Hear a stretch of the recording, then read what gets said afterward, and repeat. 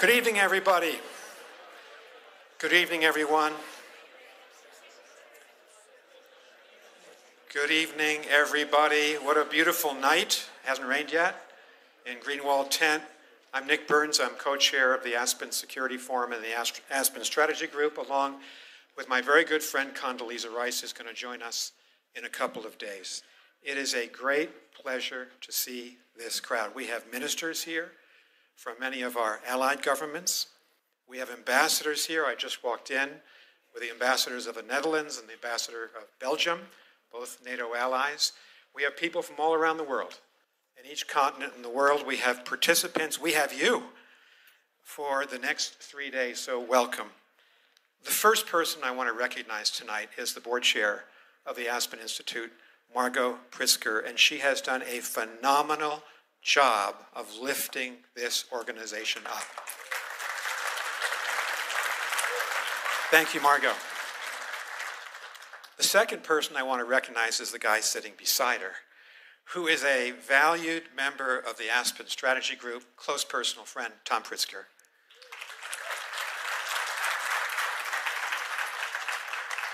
Dan Porterfield couldn't be with us. He's got a very important and positive family event he's had to go to outside this country, but had a great talk with Dan this morning about all the great positive changes here at the Aspen Institute, the support from the board, the support from the public for this big idea that we have that it's worthwhile getting together to talk about serious issues concerning the United States and the world. So thank you all for being here.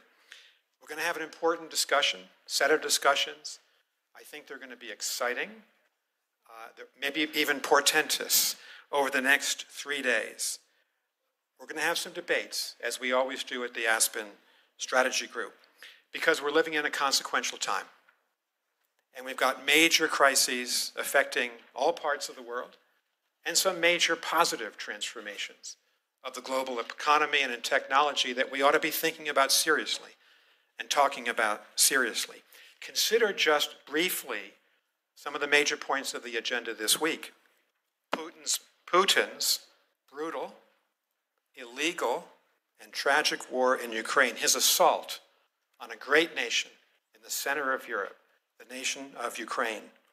The war's impact on hundreds of thousands of civilians, innocent civilians, who've died or been wounded or been scarred forever by this brutal assault. And a nation fighting for its very existence, Ukraine, in Europe's most horrific war since World War II. There's a lot at stake, and we'll hear about that tonight in the second panel. Consider the Middle East. Israel is in its strongest position since May 14, 1948, since the day that Israel was born. Iran, on the other hand, is in its weakest strategic position since the Iranian Revolution of 1978 and 1979.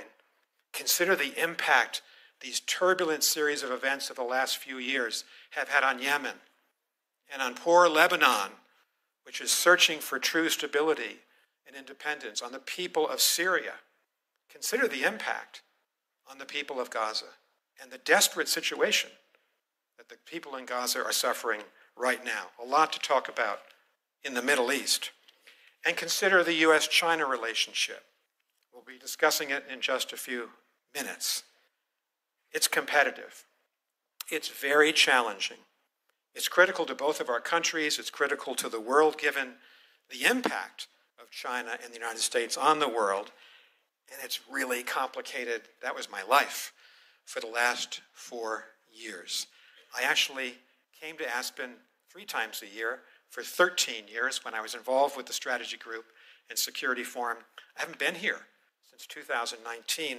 It is great to be back talking about these ideas. It's not all just gloom and doom. We have in front of us the age of innovation. And a lot of the people here from the private sector, from our research universities, in Europe, in Asia, in Africa, in Latin America, in the United States of America, and Canada, our great neighbor to the north, are engaged in AI, artificial intelligence, in biotechnology, in quantum, in a way that can drive human ingenuity, human progress forward positively if we do it right, or lead us to peril if we don't get it right. And so we'll have a lot of talk about that along with space and cyber in the next few years. But let me finish with a sad thought. We're here tonight because the person who stood at this podium and opened last year's session of the Aspen Security Forum was the great and unforgettable Joe Nye, and we lost Joe a couple of months ago.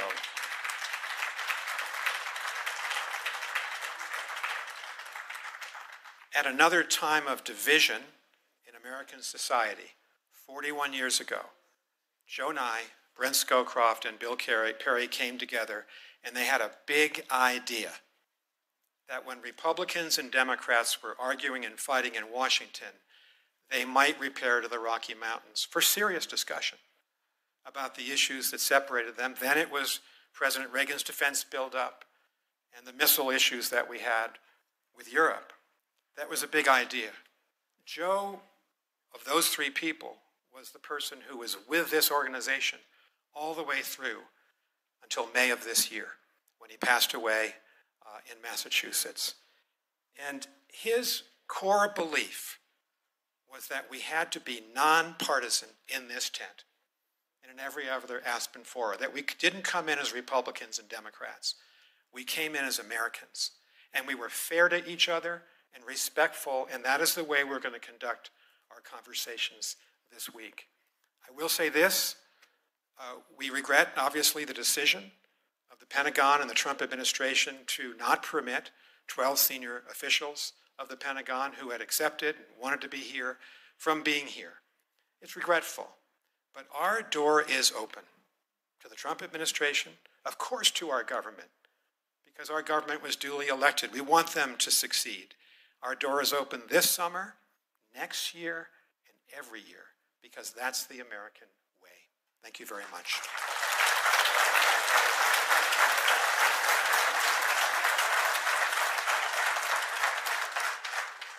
One more thing.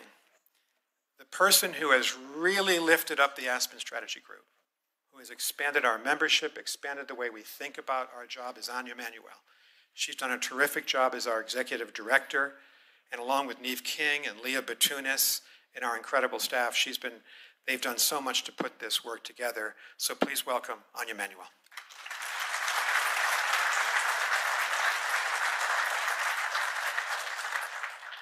Hello, everyone, and welcome to these glorious mountains. It's so nice to be back in the trenches with you, Nick Burns. Nick was my first boss and mentor, my first time working in the U.S. government. We've done so many things since, and we're grateful to have you back from Beijing. We're grateful for all of the great work you did on behalf of your country across many, many presidential administrations, and last as our ambassador to China. So thank you for being our co-chair. Thank you. I'm actually going to start with the thank yous and then do kind of a more reflective piece. We are just so grateful to all of you. Every year you brave bad weather, flights that get canceled, people getting rerouted through LA and Idaho and who knows where, and you make it here because this is such an important conversation that we all have together. Our sponsors are wonderful, they're steadfast, they teach us about technology, they teach us about what's happening in the business world, so we're grateful to have all of you with us. And most of all, Nick already said it, but this unbelievable team that can turn on a dime, we have so much fun together, even when it's midnight and we're all still working our laptops. So I know you always all get embarrassed, but if you could at least wave if you don't want to stand up. I'd like to acknowledge Neve King, our fearless leader, Leah Batunis, Deb, Alana, Karina, Maggie, Emily, Matilda, Elizabeth, Ellen, Ella, and Chris Herman. Thank you. And you will also see here with us our 5th class of Rising Leaders. This is a program we started in the middle of COVID, wisely, because we thought there aren't enough young people. We need to get the new generation of nonpartisan or bipartisan and thoughtful foreign policy leaders here to the Security Forum, and we're going to spend a whole year teaching them a little bit about leadership, and we hope what we're doing with all of you is the most important thing, which is that you will be lifelong friends and colleagues and all help each other. So we're grateful that you're all here. Thank you. Let me now just pick up briefly where Nick left off. Nick understandably talked about all of the complexities that our world is currently facing. I think those of us who are professionals in the foreign policy world, I think we've rarely seen a world this complex. But what brings us here over and over again is a deeply human desire that unites us all. A shared desire to reduce conflict, to increase stability, and to create a more peaceful and a more prosperous world. So maybe that sounds naive in this very complicated world, but that's why we all come here. That's why all of these people here go to work every day. That's why we have some of the world's best journalists. And this aspiration spans all sorts of political lines. President Trump recently said that his preference will always be for peace and partnership whenever those outcomes can be achieved, always. And President Biden told the United Nations last fall that our goal must be to end the conflicts that are raging today and ensure that the forces that are holding us together are much more powerful than those pulling us apart. So there's a lot of hope. Hope alone isn't enough. And the tools that we used to rely on to do this, alliances, institutions, they don't function quite as we did. So our theme for these 3 days together is going to be to question our own long-held assumptions. A lot of experts in this field, and we get a little bit stuck in our thinking. But I would posit to all of you that our assumptions don't hold the way we may have thought they did. We assume that economic interdependence would naturally reduce conflict. I'm not so sure that's the case anymore. We assume that technology will always serve humanity. We're seeing a lot about AI this week, and that may not always be the case. We assume that institutions built for a different era would remain fit for today. We may have to reinvent some of those. So that is our task here in Aspen. To help us do that, we have brought together an unbelievable juggernaut of 100 speakers and moderators, hailing from 17 countries, senior officials, Republican and Democrat from the United States, civilian and military, senators, experts, leading voices in technology, in business, and in journalism. And together, I'm going to close with Joe, just as you did, Nick. We're going to follow the spirit of our founder, Joe Nye. Joe always knew to retreat to nature. And he always said to us, the reason we go out in nature, we all come here, we all go to the mountains, is to renew our thinking, to seek fresh ideas amongst thoughtful, principled people. Thank you all for being here. Let's get started.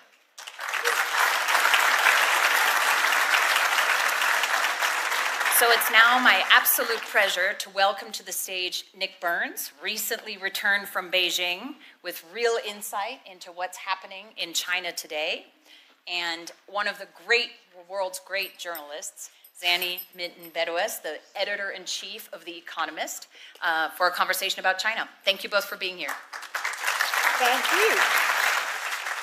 Good to see you, Nick. Thank you, Anya. I'm delighted to be here. Again, I have to confess, I've had the pleasure of 2 Aspen trips within 1 month this year. I came to the Ideas Festival and now here. I'm thrilled to be here and thrilled to have this conversation with you, Nick. It seems, I think, apposite that we start this gathering with a conversation about US-China relations, because it is really the single most important geopolitical question of our time. How those relations evolve, how the US deals with an increasingly formidable, authoritarian, occasionally aggressive competitor, rival, potential adversary, will shape the world of the 21st century. It will shape the world the rest of us live in. And I think it's increasingly shaping the US. It's important, I think, to remember the impact that concerns about China, changing policies towards China have had on the US in the last 10 years. There's actually a remarkable, I think, bipartisan consensus in a country that is incredibly polarized. The one thing you can find pretty much everyone agreeing on in Washington is that you need to be tough on China. Now, there's differences between the two sides on tactics, but I would submit that there is a pretty general view that this is the most important thing for the US to get right. And from the outside, and take this as the observations of someone from the rest of the world whose life and world is going to be shaped by this, I think it is possible that the US doesn't even, given all of that, realize the scale of the import of getting this relationship right. We are, as we will have already heard from Anya and we'll hear again, we're in the foothills of the AI revolution. So we have this geopolitical rivalry at a moment of tremendous technological change. So how this rivalry pans out will shape the economy of the 21st century. It may determine who has an unassailable lead. It will, heaven forbid, we can avoid this, but it could lead to the most catastrophic conflict if we get this wrong. And finally, I think there is a risk that in its approach to China, the US risks potentially losing sight of what it is that makes the US great. There is, and I'm going to, hopefully I can rile you a little bit, this is why I'm saying this, there is a risk that in its concerns about China, the US loses sight of the openness, the competitive market, the attraction to immigrants, the kinds of policies that make the US great. And I think it would be catastrophic for the world if in a focused rivalry with China, the US loses what is great about the US. So there you go. There you've got my views to start with. I want to start. We couldn't have a better person to talk about this with than Nick Burns. You all know him, so I'm not going to give you the many reasons why you're the ideal person, but simply to say, every year I go to China, as you know. Every year around March, I spend about a week there with my colleagues. And almost always the most interesting, or at least one of the most interesting conversations is with Nick. We sat at a table in the embassy. You made clear at the beginning this was off the record, and then you held forth. I hope you will get at least some of that candor this time. And I want to start by asking you... I'm out of government. Exactly, you're out of government. You're now at the Kennedy School, my old alma mater, and therefore you have to grade papers. I assume you're teaching classes. It's the AI world, so we don't always do papers anymore. Okay, well, but you grade. So I want to start by you assigning a grade to US policy towards China over the last, let's say, decade, to make it bipartisan. How well has the US done? Where is it done well? Where is it done not well? Okay, in 2 minutes or less, because we got a lot of issues to go through. Welcome, Zenny. Nice to see you. We usually meet in Beijing. I'd say this. I think there is a rough consensus between the two political parties that we have to be very competitive with China. And I thought when I left China just before the inauguration, I thought I probably spent with my team about 80% of our collective time on the competitive edge. It's trying to prevent the PLA from becoming a superior military force to the US Navy and Air Force. It's trying to deal with the technology race, both the commercial aspects of it, AI, quantum, biotech, and the military applications that are being spun out that will have consequences for the global balance of power. It's trying to deal, as Janet Yellen and I both did 6 days with Vice Premier He Feng about 15 months ago, with this extraordinary Chinese push of low-priced, below the cost of production exports dumping to the rest of the world. And Joe Biden put 100% tariffs, remember, on Chinese EVs, and trying to engage in the battle of ideas. I think there's a self-confidence in China, in the leadership, that their big idea, an authoritarian state, controlled by one person at the top, with this resolute Communist Party, that delivers services and high-speed trains, is a better, they say, a better system than ours, and we contested that. So that was the battlefront on the competitive edge. But just 2 quick points. We also tried to work with China in the Biden administration because we believe that China and the US have to help lead with the EU and Japan on that issue. In the Paris Accords, we tried to work on fentanyl. President Trump has followed to do that. So it's not just a competitive relationship, it's largely, but there is a competitive, cooperative edge to it. I hesitate to give a grade except to say... It's your new job, you have to. I think the American consensus, the rough consensus, is correct. That China is seeking to become the strongest country in the Indo-Pacific, that if you think about the map, we should have brought the map. The PLA is pushing out in the Spratlys and Paracels in the South China Sea, in the Senkakus in the East China Sea, certainly in the Taiwan Strait, and the Yellow Sea opposite South Korea, and on a 2,500-kilometer front with India and the Himalayas. That is really substantial. And we'll get to this at Aspen this week. If you look at Chris Wray's public statements, our recent FBI director, about the degree to which China has penetrated our own grid here and our networks in the United States, this is a true rival.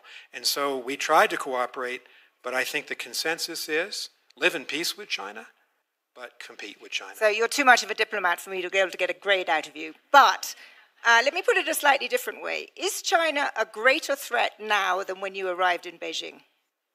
Well, we talked today, and one of the things I told Zanny, and I've said this a couple of times since I left, is I went out like most American officials in both parties with hawkish views. But in the Biden administration, we also wanted to connect with the leadership if we could do that and get some things done. So that was our goal, and to live in peace. I came back more hawkish. And your magazine asked me to write an article in February, which I did, for the great David Rennie. And he said, please write an article on what you learned. What were your takeaways? And that was my prominent takeaway, that I think the problem set is more difficult and complicated. I think the will and ambition and increasing strength of China technologically, economically, through their intelligence apparatus, and certainly through the PLA, it's not just a wake-up call. I think we had the wake-up call 10 years ago, but it certainly reaffirms where most of us are. We've got to be ready. We've got to up our own game. I think I could summarize that by saying that, yes, it is more of a threat than it was when you went out. I mean, it's worth reading. Well, I think it is in the cyber dimension, in space, and certainly as the PLA continues to test the limits, we've been pushing back. A year ago this month, the U.S. government pushed back as the Chinese challenged Filipino sovereignty in 3 different atolls in the South China Sea, and China stopped because we reminded the Chinese Article 4 of our treaty with the Philippines is defense, and we were prepared to do that. So we'll come to defense in a second, but I wanted to try and structure our conversation around 3 elements of this rivalry. One is the economic arena, the second, broadly, the diplomatic arena, and then the third and most alarming, the security and defense one. But just let's start with the economic one. And you're obviously not a member of this administration, but you are observing it from the outside. Can you tell me what U.S. policy is trying to achieve with China on trade? You know, I think it's actually, as I can understand President Trump, Vice President Vance, and Secretary Bessent, I think they're trying to do in some ways, maybe with a different order of priorities, what we were trying to do in the Biden administration. Here's what we were trying to do. I think both administrations have said we do not want to see a decoupling of the 2 largest economies in the world. $642 billion last year in two-way trade in goods and services, number one. But that we had to restrict certain national security dual-use technologies that we don't want to end up helping the PLA to overtake the U.S. military. I think there's an agreement on that. Third, we also believe that trade was important. Joe Biden put 100% tariffs on EVs, 50% on semiconductors, Chinese, and 25% on lithium batteries.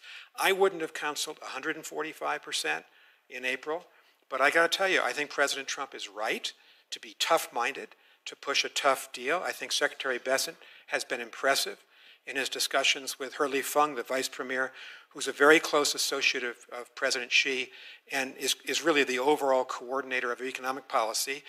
And we've got to drive a hard bargain because, as Secretary Yellen said publicly, China is producing 2 to 3 times domestic demand in steel, robotics, EVs, lithium batteries, solar panels, dumping them on the rest of the world. Who's raised tariffs against China in the last 12 months?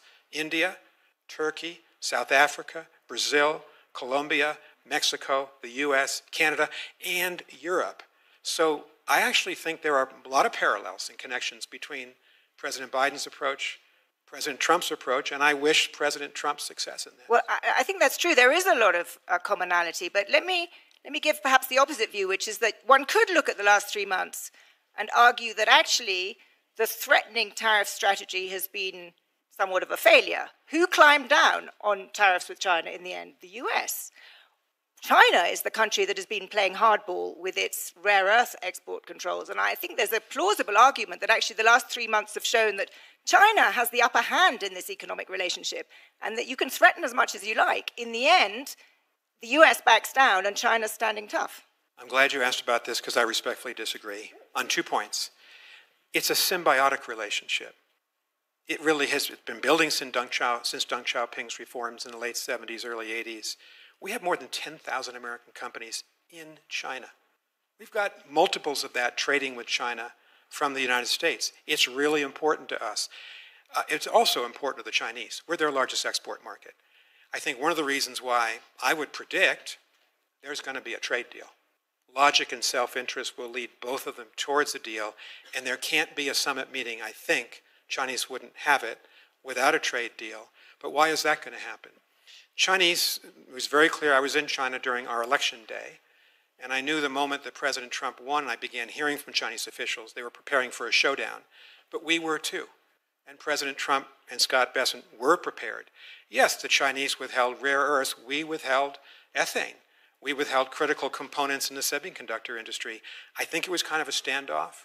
Right now, unfortunately, I see a lot of articles saying there's been an agreement. There's no agreement. There's a truce. But the truce, I think, will lead both sides to climb down eventually, not at 0% tariffs. I can't imagine taking President Biden's 100% tariffs on EVs off, given BYD. So I guess I see it a little different. But what is this and you would expect this from me as someone who runs a magazine that fights for free trade, but I'm still trying to understand what the strategic purpose of this deal would be. What would be the definition of success in a deal with the Chinese? Well, our principal problem in trade with the Chinese has been for the American companies, particularly the manufacturing companies that are in China, and many of them have been there for several decades, the playing field is not level. One of the things I did, I met nearly every CEO who came through China, and I felt that was a good use of my time. Story after story about forced technology transfer, about not applying the international rules concerning intellectual property theft, and that goes on in spades in that country. And I think President Trump has been talking about that and trying to make sure that at the end of any deal, there might be a better way for American companies to be competitive. And what I don't know, and I think what none of us know, is will the reciprocal tariffs that President Trump has put down in almost every country in the world, will they be the new baseline in U.S.-China trade? We don't know that yet. But, you know, since President Trump has put a lot of effort into this, and he's also talked more positively about his personal relationship with President Xi, and you'll notice that Secretary Rubio had what he said was a positive and constructive meeting with Foreign Minister Wang Yi last week in Malaysia. I think we're seeing a creeping path towards some kind of a deal. Don't know the outlines, but that would be the prediction. That may well be the case, that you have a deal. But if you sort of zoom out a bit and you look at China, and we've had these conversations every time I came to Beijing, you know, to simplify somewhat, 2 years ago or 3 years ago when the two sides were not talking to each other, it really did feel as though we were on the drumbeat towards some kind of conflict. This time, when I was there in March, after the inauguration, before Liberation Day, my sense was from Chinese interlocutors, firstly, I was stunned by the number of Chinese officials who said to me, what is happening in Washington reminds them of the Cultural Revolution. And there were so many of them, and I felt there had to be some kind of a sort of official sanction that they were allowed to say this. But secondly, that they felt the approach and the tariff-based approach was going to, quote, make China great again, because it was going to accelerate China's push towards domestic consumption and China's push into high-end manufacturing. And if you look at the industries of the 21st century, whether it's clean energy, whether it's high-end manufacturing, China is, in many ways, streets ahead of the US. I mean, you've been there, you've seen it. How much does that worry you? And how much is this tariff policy the appropriate way for the US to retain its economic lead? Well, let me just talk about the tariff policy towards China. I think that's your question. I think President Trump is right to be tough-minded. I see him heading for a deal with China. Now, on the rest of it, these global reciprocal tariffs, I actually supported what President Obama and his U.S. Trade Rep Mike Froman proposed in 2015-16, and that is a big free trade deal in the Indo-Pacific, and you see the consequences of that. China is the leading trade partner of 120 countries in the world. All of Southeast Asia, all of Central Asia, parts of South Asia, nearly all of sub-Saharan Africa. And as we were flying into Lima, Peru for President Biden's last summit meeting on November 15th of 24, the New York Times had this extraordinary color-coded map. In 2002, the United States was the lead trade partner of every country in South America. In 2024, China was a leading trade partner. Clearly, there's got to be a reflection. I know it's not fashionable in an era of industrial strategy and also of protectionism to say, we've got to look again at free trade, but China is outpacing us. And with that trade, and with $1 trillion spent, and that's the rough estimate of the Belt Road Initiative from 2012 to 24, China has enormous clout in the global south. One of the questions Zanny asked me earlier today is, what do you regret? And I think what we should regret, the United States, is the loss of influence and even competitiveness in the vast global south. I'll just give you one example. The Chinese locked up 1 million Uyghurs in Xinjiang province between 2017 and 2019. And the party secretary of Xinjiang told 2 of my European ambassadors this past autumn that they had done that. They're now trying to cover it up. We, the Europeans, the Japanese, the Australians, the New Zealanders and Americans, Canadians, tried to take China to the UN Human Rights Council and shine a bright light. And guess what? We didn't have the votes. Why didn't we have the votes? Because Belt Road, because of trade, whether it's the indebtedness or the gratitude, frankly, in some cases, of some of these countries. And I worked with all the Arab ambassadors. Not a single one of them stood up for the Uyghur population. So you see the clout that China has. Do I regret that? Absolutely. Because I believe our system's better. I know our values are stronger. I don't want to see the Communist Party of China have this kind of influence in our hemisphere. That gets to the second area. So we've I think, respectfully disagreed a little bit on economics. Let's turn to diplomacy, where, as you say, China has gained influence, I think, in the global south, just as the US has lost. How important is that arena? And do you think China wants to create a different kind of global system of which it is the hegemon, or does it have a different approach? So there's one story or fact to illustrate this. Every year, I was in China until the middle of January, and Foreign Minister Wang Yi went to Africa the week I left. It was the 35th consecutive year that the Chinese foreign minister, whoever that person is, went symbolically to Africa first as the year began. That's powerful. I was in Beijing last October when President Xi invited 54 heads of government from sub-Saharan Africa. 53 came. He had 33 bilateral meetings in 4 days. You have to put the effort in and the time in. We need to do that. But let me just say something else about the Chinese.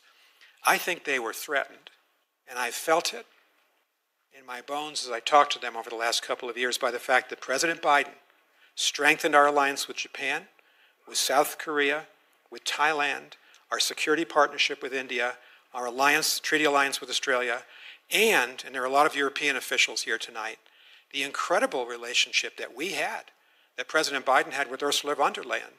And we have our great, Julie Smith, our great ambassador to NATO here, who worked that end of it as I was working the China end of it. We had a consensus on many of these issues about how to push back against China, as well as work with it, from the EU and NATO, as well as the Indo-Pacific allies. The Chinese felt threatened. What did they try to do? They tried to build the BRICS up. The only problem is the BRICS operate by consensus, and India's in it. And they've now got Ethiopia and Saudi Arabia and the Emirates. They don't always think, sometimes they're with China, sometimes they're not. The BRICS isn't a competitor to this incredible alliance system that every president has built up since the Second World War. And I've said some supportive things to President Trump, and I meant them. Here's my criticism. You can't question the sovereignty of Denmark about Greenland.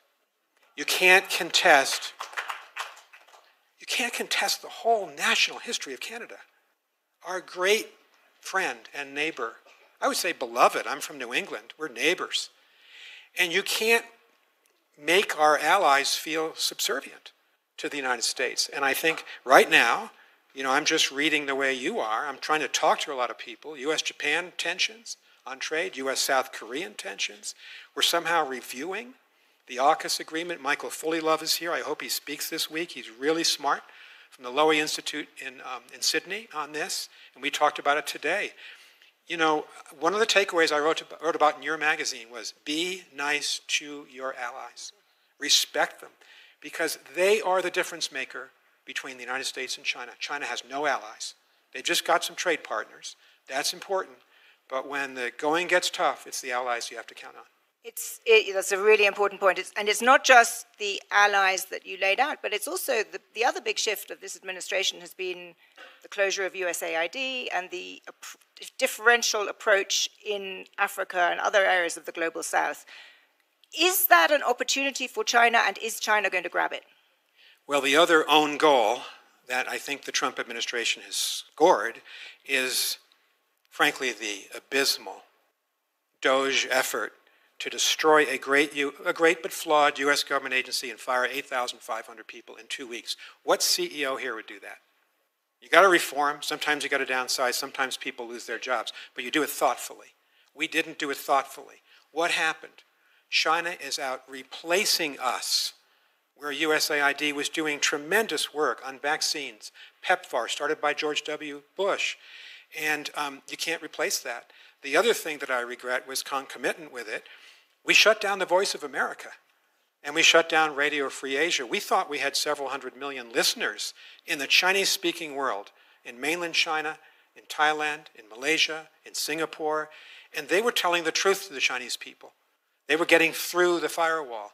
We shut them down. What happened? And I think the New York Times did a really good story on this the other day, and that is CGTN and China Radio just replaced the VOA hours in Indonesia and Ethiopia. You know, their national TV program would give VOA an hour. Now it's been given to the Chinese. So you can't compete in this public diplomacy realm, in the aid realm, in the trade realm, unless you're offering something to people. Absolutely. I think probably everybody in this audience would second that. I want to make sure there's time for some questions. But so I want to, just before doing that, though, touch on the third and perhaps most alarming aspect of the relationship, which is defense and security, and ask you straight up, how dangerous is the situation in Taiwan? I think Taiwan is ultimately the most dangerous point on the map between the United States and China. And I was in Beijing on August 2nd, 3 years ago, 2022, when Speaker Pelosi visited Taipei. And by the way, we supported her visit publicly, and I supported it privately with the Chinese and left them in no doubt about that. But the consequence was, since 1954, there's been a median line in the Taiwan Strait. The Chinese forces, the mainland forces, had not really gone beyond that median line permanently. But now you look at the status of forces both on the sea, this is PLA Navy, in the air, their sorties, they're well beyond, they've created a new status quo, well beyond the levels of activity. And I think what most people think about, and I was asked about this in an Aspen program yesterday, well, are they going to invade over 100 miles, of open water? I think the first thing to worry about is a creeping strategy of blockade and of almost strangulation. And that is something that the Chinese have the capacity to do. They may have the will to do. And here again, so important for us. And I went in with my European colleagues, my Japanese colleagues, together to the Chinese to say, if you do something in the Taiwan Strait, there's going to be massive sanctions by the EU, the United States, and Japan. That's 60% of global GDP. I think the Chinese recognize that. And we're just trying to deter them. And so the Biden strategy was to build up the defenses of Taiwan. I'm very glad to see the Trump administration continuing that. And I hope there's been a realization that part of the battle here, Zanny, is that we need to support Ukraine.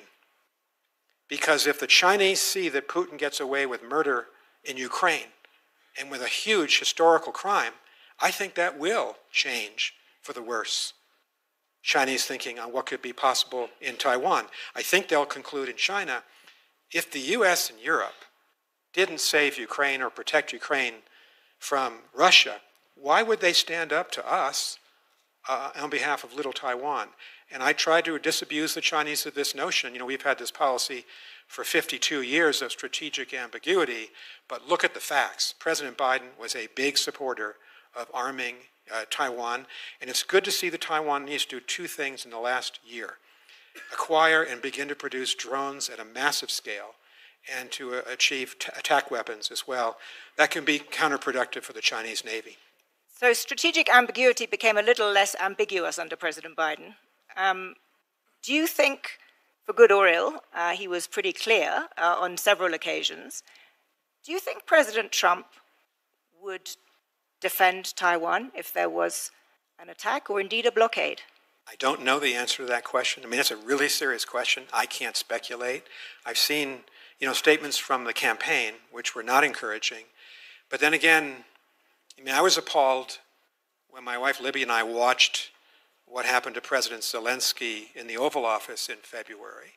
I was appalled when President Trump confused who the victim was and who the aggressor was in that conflict. But then look what happened Monday.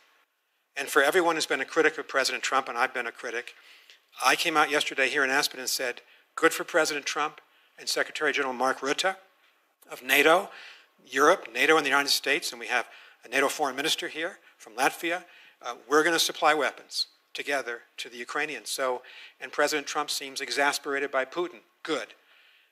Let's see if it's permanent. We've got to keep the pressure on, but this is a promising, we hope, turnabout by President Trump. Let's open for a couple of questions in the time we've got left. Yes, lady there, 3 rows back. If you could wait for the microphone and keep it very short so we can get a couple in. So my name is Anniken, I'm Norway's ambassador. I wanted you to say something on the relationship between China and Russia. Excellent question. China and Russia. Okay, I think it's a serious strategic alliance. And it's grounded in two aging, and I can say that because I'm aging too, but a little bit younger than both of them, two aging autocrats. And they have met 52 times. They've called each other their best friends. I think that they have cemented, for the time being, I don't think it's forevermore, a very important strategic alliance between the two countries. I was exasperated by the Chinese in February, March, April of 2022 when they told me we're neutral in the war. They're not neutral in the war.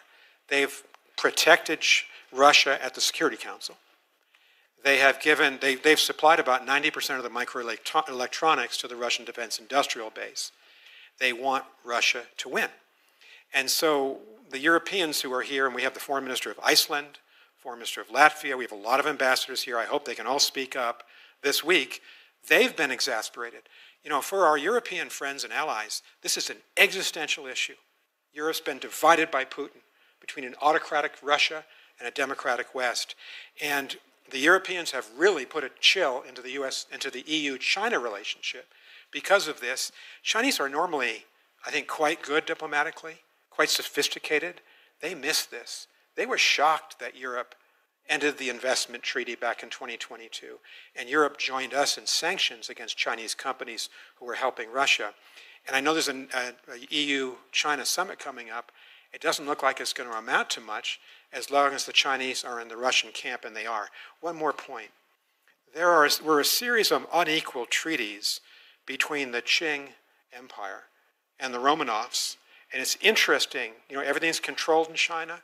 In my last few months in China, obscure academics in regional Chinese universities wrote articles that were published about these unfair treaties. The Chinese remember. And so I don't think this is an alliance. Our alliance with Europe is forever. I don't think this China-Russia alliance is going to take them into the 2040s or 50s. But these two early 70s guys who want to cut the United States and Europe down to size, and Japan, I think it's real for the next, as long as they're both in power, which may be, who knows, another 10 years. Thank you. Fourth question, yes, gentleman there. There's a microphone coming, if you could just wait for that so everyone can hear your question. Nick, it's Jonathan Broder from Spy Talk. Several years ago, the Chinese Ministry of State Security rolled up a lot of our intelligence assets in China. And under former CIA Director William Burns, no relation to you, I suppose. But a very close friend. Yeah. He began rebuilding our intelligence apparatus in China. My question is, how successful have we been? What is the state of U.S. intelligence? Jonathan, we are longtime friends. I had to ask you. I was a former spokesperson, and I'm a trained diplomat. There's one issue we never talk about, and that's intelligence, so I'm not going to respectfully answer your question. Thank you. That gives Let's time. have a beer later, but I won't talk about intelligence. Well attempted and well deflected. Let's gives us time for another question. Yes, gentleman here at the front, but make sure it's a question that can be answered. Front row, gentleman in the corner. Nick, what's China doing in the Arctic? So here we have a great American ambassador to Norway, Ambassador Nationson, and we were colleagues separated by several thousand miles. It's interesting. You know, Norway, of course, Finland, Sweden, Iceland, the United States, Canada, certainly, and Russia. I probably left out some charter members of the Arctic Circle. But China considers itself a near Arctic power. So they were always coming to me, because we're a member of the Arctic Council, to see if they can get into the meetings. And we were always trying to deflect Chinese entry into the meetings because we assumed the Chinese would join forces with the Russians, which they often do. But thank you for what you did with our great ally, and I mean that in the case of NATO. You know, pound for pound, the Norwegian military has been beside us in every war. And I want to say one more thing about Canada, because it's such an acute issue for us. On 9/11, I was the ambassador to NATO. And the very first person who came to me in Brussels was the Canadian ambassador, David Wright. And I'll never forget what he said. He said, "We're with you. We think we should invoke Article 5. The entire alliance will be with you. Go for it." And I've always remembered the Canadians for that, and the Norwegians. And they all stood up. And Julie was a great American ambassador to NATO. And I'll just say this because Condi Rice is coming in a couple of days.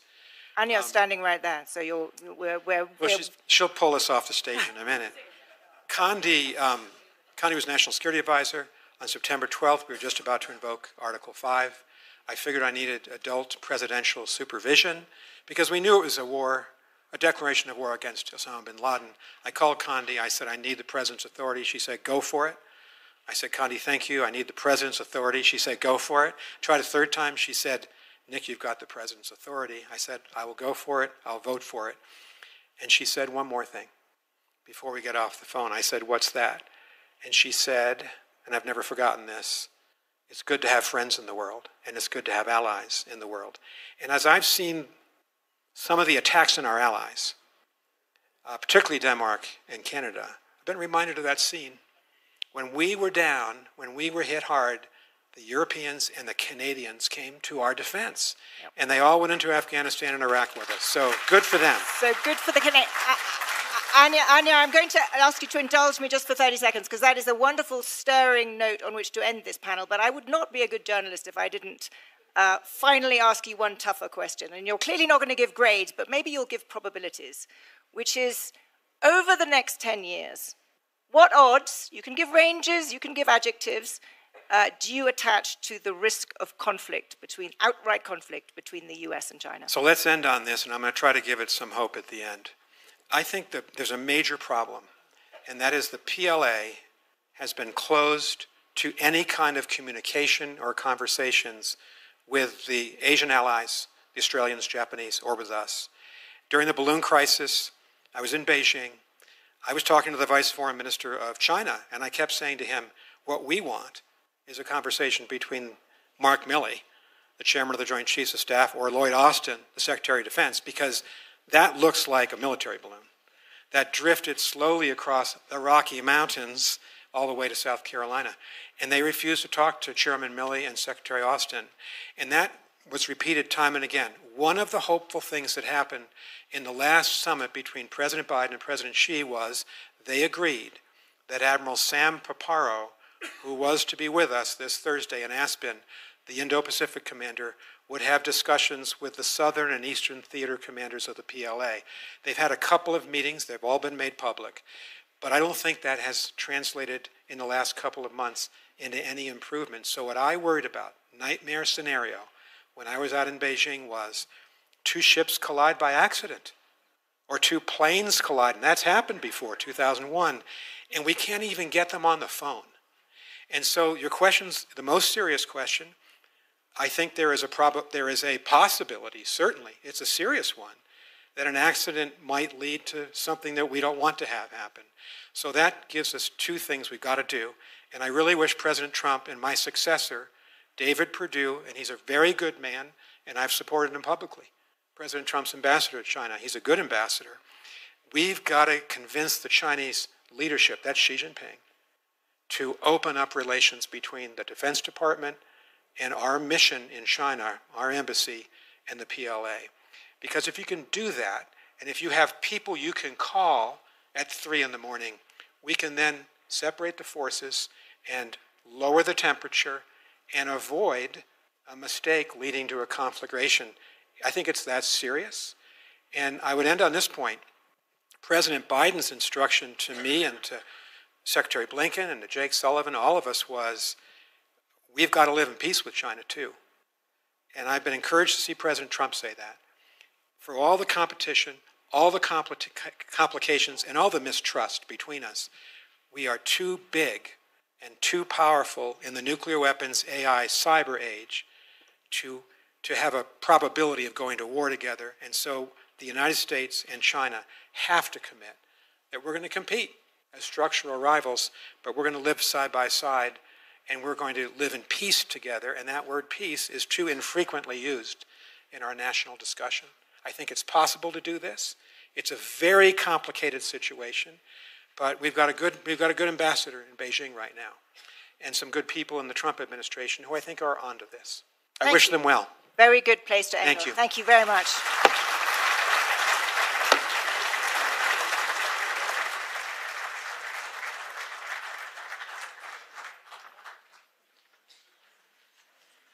Thank you all. You just got a real front row seat at what's going on in U.S.-China relations, and we're now going to give you a real front row seat on what our European friends and allies see happening in Ukraine and more specifically in Russia. We have an unbelievable lineup for you all this afternoon. One first is Baiba Braja, the Minister of Foreign Affairs of Latvia, who also was formerly an Assistant Secretary of NATO, so she knows these issues deeply. Wolfgang Schmidt, who until very recently was what in our system would be like the White House Chief of Staff, the chief officer for the Chancellor Scholz in Germany. He looks much more rested now that he's out of office. We have Thordis Gylfadóttir, who was recently the foreign minister of Iceland and is now a special envoy to Ukraine, so she sees that conflict really up close. And my dear friend Julie Smith, who is just back from Brussels, where she was the permanent representative of the United States to NATO. And Shashank Joshi from The Economist is going to have this discussion for us. Thank you all. Please join us. Thanks.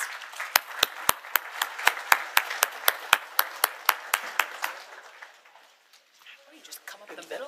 Just come up the middle. There you go.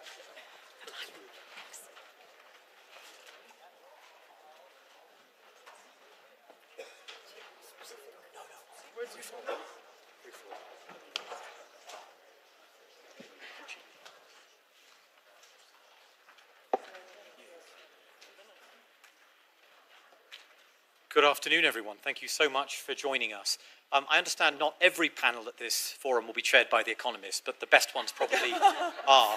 I'm also very grateful to the Institute for giving, to start this forum, start this discussion, 3 Europeans, 1 honorary European, the chance to discuss this topic, because it isn't always clear where European defence right now stands in US thinking, but I think it's a subject we should get onto, and whether that statement that we just heard from Nick Burns, that Europe is our ally forever, whether that's still something we all can repeat in confidence, whether we can all believe in confidence, and I hope we discuss that. I just want to begin with a couple of very quick reflections. I was at the NATO summit, like several of you, like many of you in the room, just a few weeks ago in The Hague, and before the summit I spoke to a senior European diplomat in NATO who said the Americans only want to talk about 5% of spending on defence. The Europeans want to talk about the reasons for 5%. Russia, Ukraine, and some other things. And I thought that summed it up very nicely indeed. But I also thought that the outcome of the summit revealed a certain tension that I'll get our panelists to reflect on, which is at once a pretty momentous outcome, 5% targets, really 3.5% of GDP on defense plus 1.5% on various other fluff, including infrastructure, but rounds up to a nice number. But on a timeline for 2035. And we heard from Mark Rutte, whom Nick mentioned, that the Russian threat to Europe could become extremely serious within 5 years, given the pace of the current build-up. And that discrepancy hangs over European security today. And the final reflection I have is the contrast between the mood that many of us heard in Munich. Julie, I saw you there. Wolfgang, you were there. I'm sure many of you were also there. A sense of trauma, a sense of panic, a sense of real uncertainty following the interventions by Pete Hegseth, the Vice President, J.D. Vance, and then, of course, Donald Trump opening talks with Russia. And the NATO summit, where there was a sense of phlegmatic acceptance, a sense of business-like getting on with things, a sense also that perhaps the worst case hadn't materialized, that actually Trump came out of that summit relatively positive about NATO, and in the last couple of days, more positive noises about Ukraine. So with those sort of three scene setters in mind, Baiba, I'd like to turn to you first. You're a serving foreign minister. You represent a country with excellent intelligence services. I think you're also a reservist with a personal stake in European defence. Member of National Guard. Member of the National Guard, not just a sort of minister overlooking this from on high. How acute is the Russian threat to Europe today? Is it something that can unfold on 10 years? Is it Mark Rutte's 5 years? Is it the figure we hear from the head of the German armed forces that it could manifest by the end of the decade? What is it? I don't think there's one answer. The one word, if you ask me, what is a Russian threat like, it's manageable. Yeah. But it does require action, it does require leadership, it does require the strength that we basically cover under 5%. It's about strength. And when we look at what is the Russian threat, I think it's important to know actually Russia's warfare doctrine. And very often, we only think about what we are seeing in Ukraine after 2022. But what was happening before, and before 2014, was also warfare. And that was part of Russia's doctrine. It was preps. It was cyber, it was infops, it was corruption, it was influence gaining, it was everything. It's part of the warfare, and that's happening already. So you cannot separate that conventional and non-conventional parts from each other. And I think understanding that for not only Europeans. When we speak about Europeans, we include Turkey, we include Norway, we include basically everyone. In Europe, it's not just EU. It's happening in the US, it's happening in Canada. We all know that. And understanding that wholesome threat is very important, that the preps testing involves strength.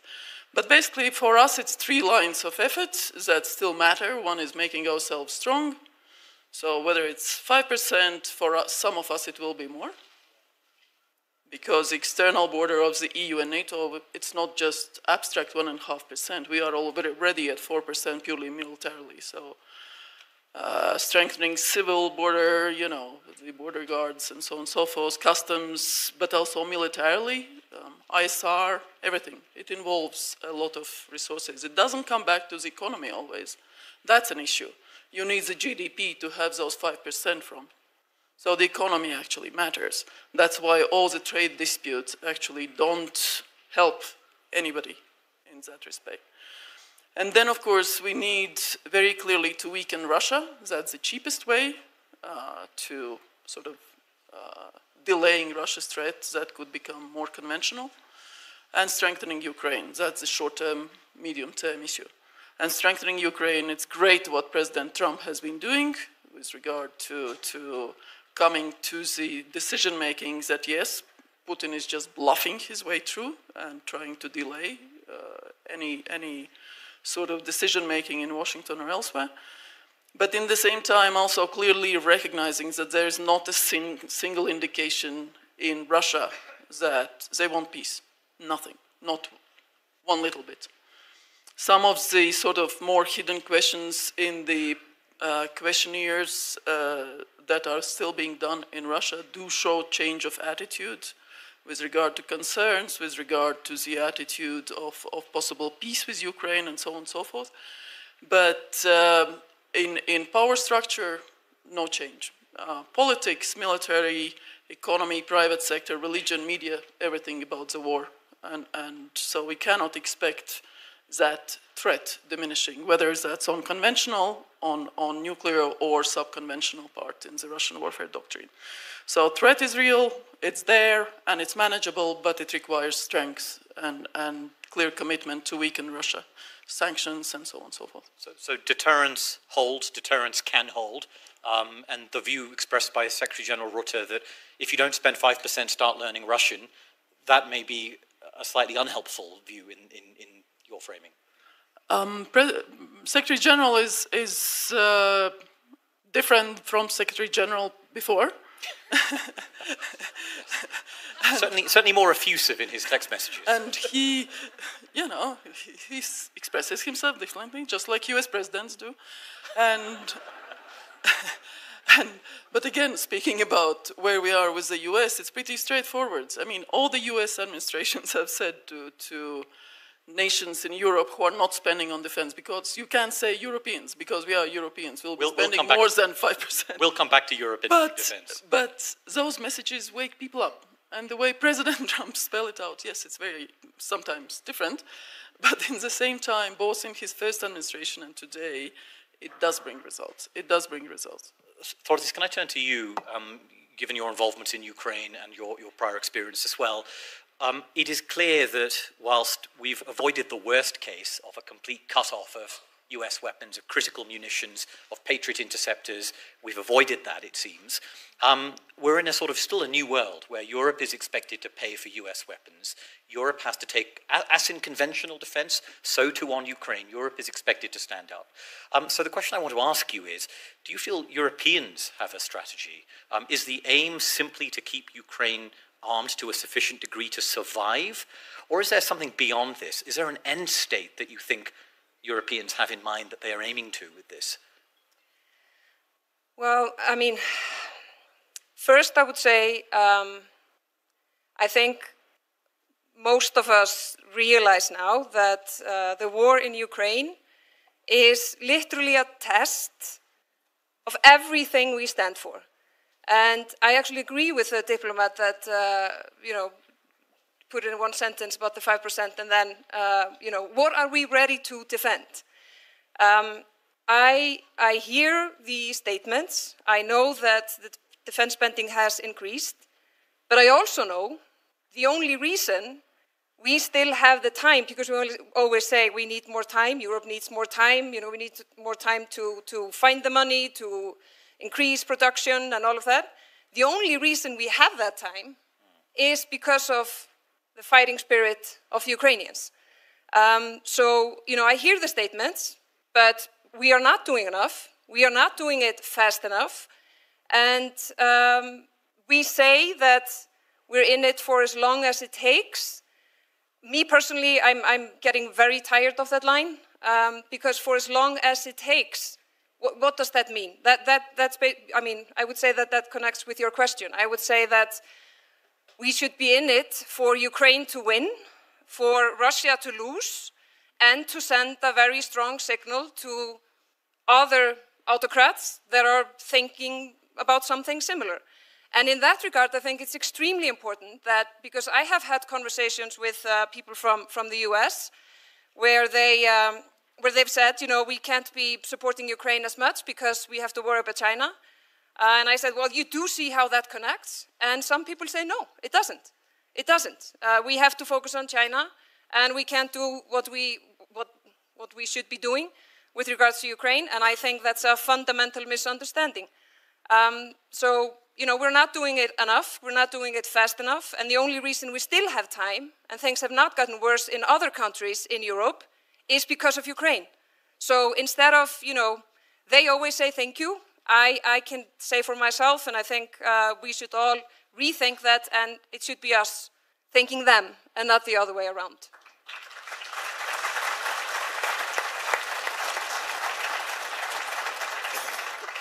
I imagine there are a great number of Europeans who'd wholeheartedly agree, by many of those in your region, but there are also a great many who would not, and would say that realistically the end state is going to be arming Ukraine to achieve an imperfect diplomatic solution in which we will give up many unpleasant and unpalatable things.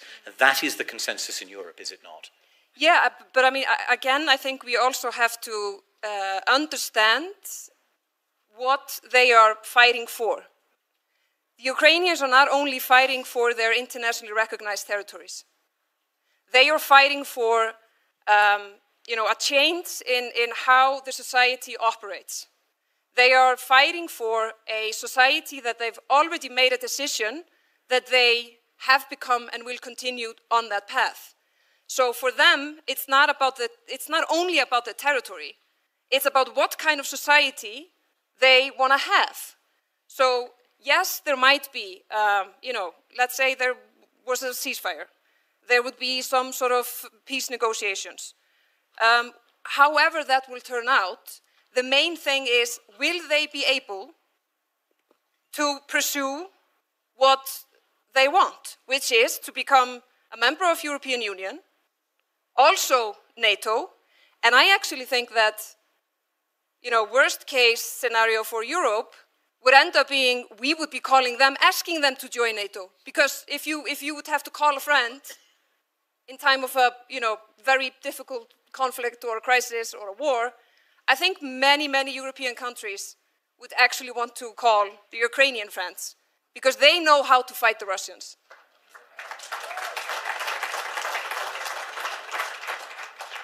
Wolfgang, I appreciate your views on that, but also more broadly, I'd like to put a broader hypothesis to you, and you can tell me if you agree or disagree, which is that the sense is now Europe has bought itself some time. It's in the midst of, the title of our panel is Tanks But No Tanks. I think that would have been completely fair as a title many previous years. Maybe it's a little bit less fair this year when certainly your country is in the midst of a huge tank buying spree that puts many other countries to shame on the sheer scale of the armour it's procuring, as well as many other capabilities. But the view is that Europe has avoided the risk of a disorderly, chaotic US retreat, but it now has a number of years, but perhaps less than it thinks, to stand on its own feet, to build a European defence, but we can't do it in under 7 or 8 years. This is a task of a decade. Is that how you think? Is that how you saw it in office? Is that how it's a fair way to see it? Is that a reasonable strategy to proceed? Yeah, and that is what is agreed upon, or was agreed upon at the NATO summit and beforehand with the NATO Secretary of Defense, so that we have 10 to 15 years. But obviously, we try to speed up our defense spending. 15 is optimistic, Wolfgang.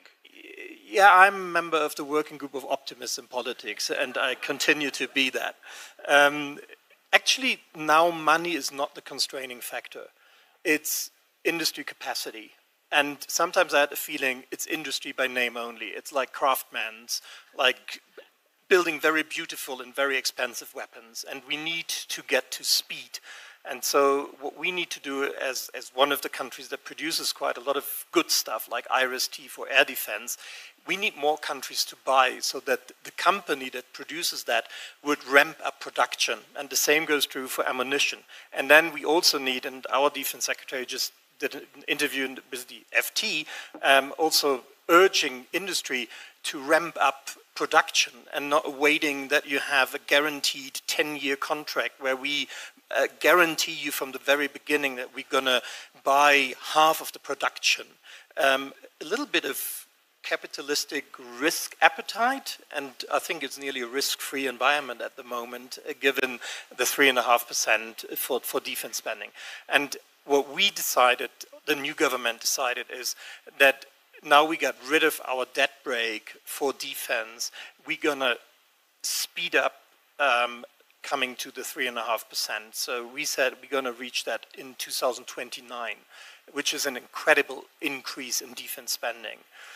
But yes, it is complicated, and we really need to turn everything, because the system got very complacent as well, both on the industrial side, but also like our procurement, the tenders.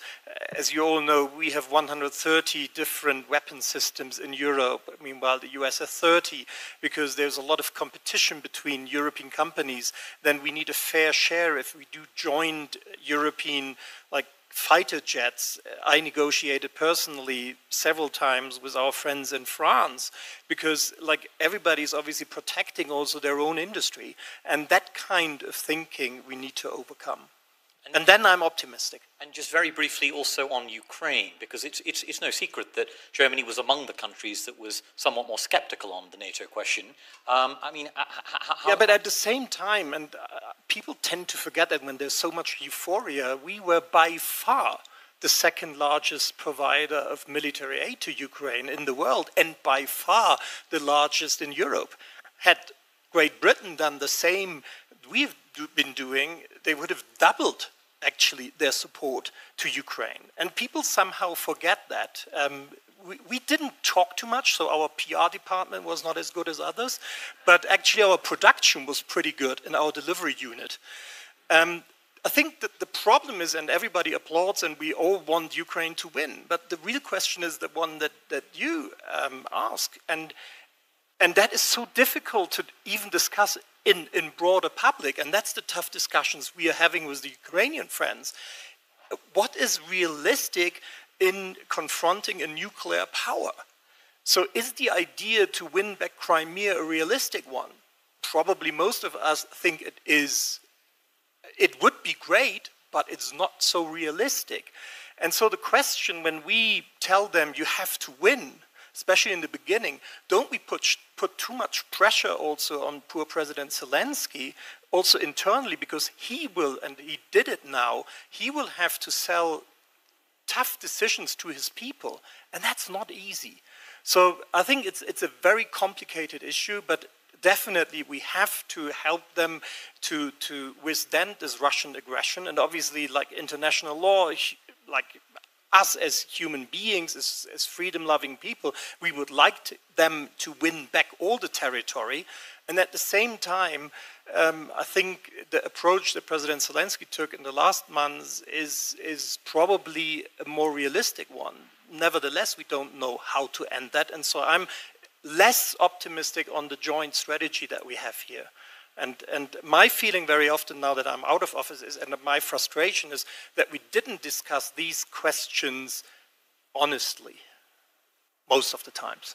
Torres, did you want to quickly say something before I turn to Julie? Just because I'm not talking on behalf of anyone in Ukraine, but I just think, again, because of, if we understand what they're fighting for, I would assume that for them the primary thing is to have the possibility to be the society that they want, which is free, prosperous, without corruption, protects human rights, and is allowed to be a part of, European Union and other alliances that they want.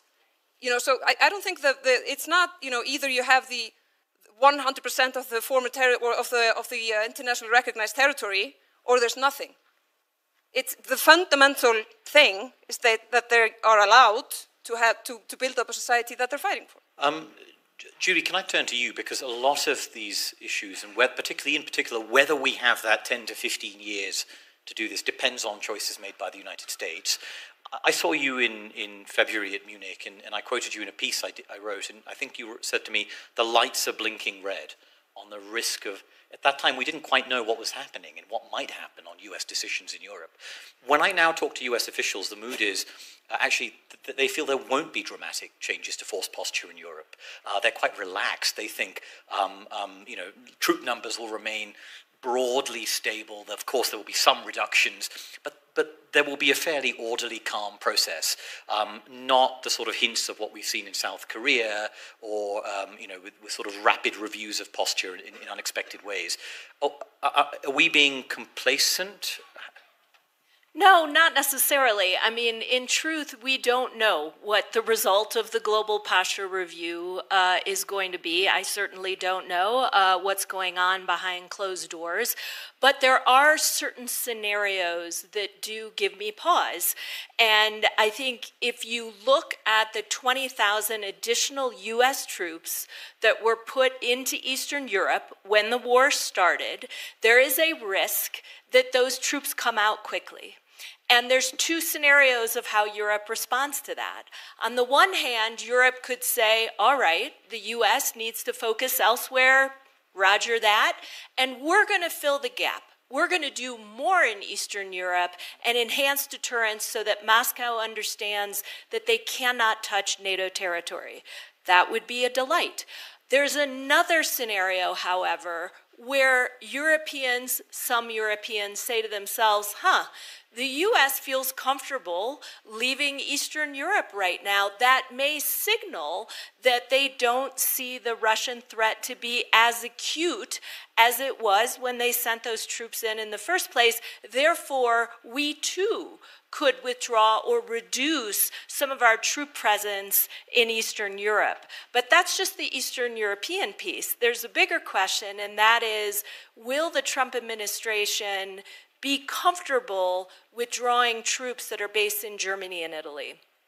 And there, you really then have a dilemma for the NATO alliance, because despite the increase in spending and the really fantastic summit that we just had, and we should feel good about what just happened at the NATO summit, great result.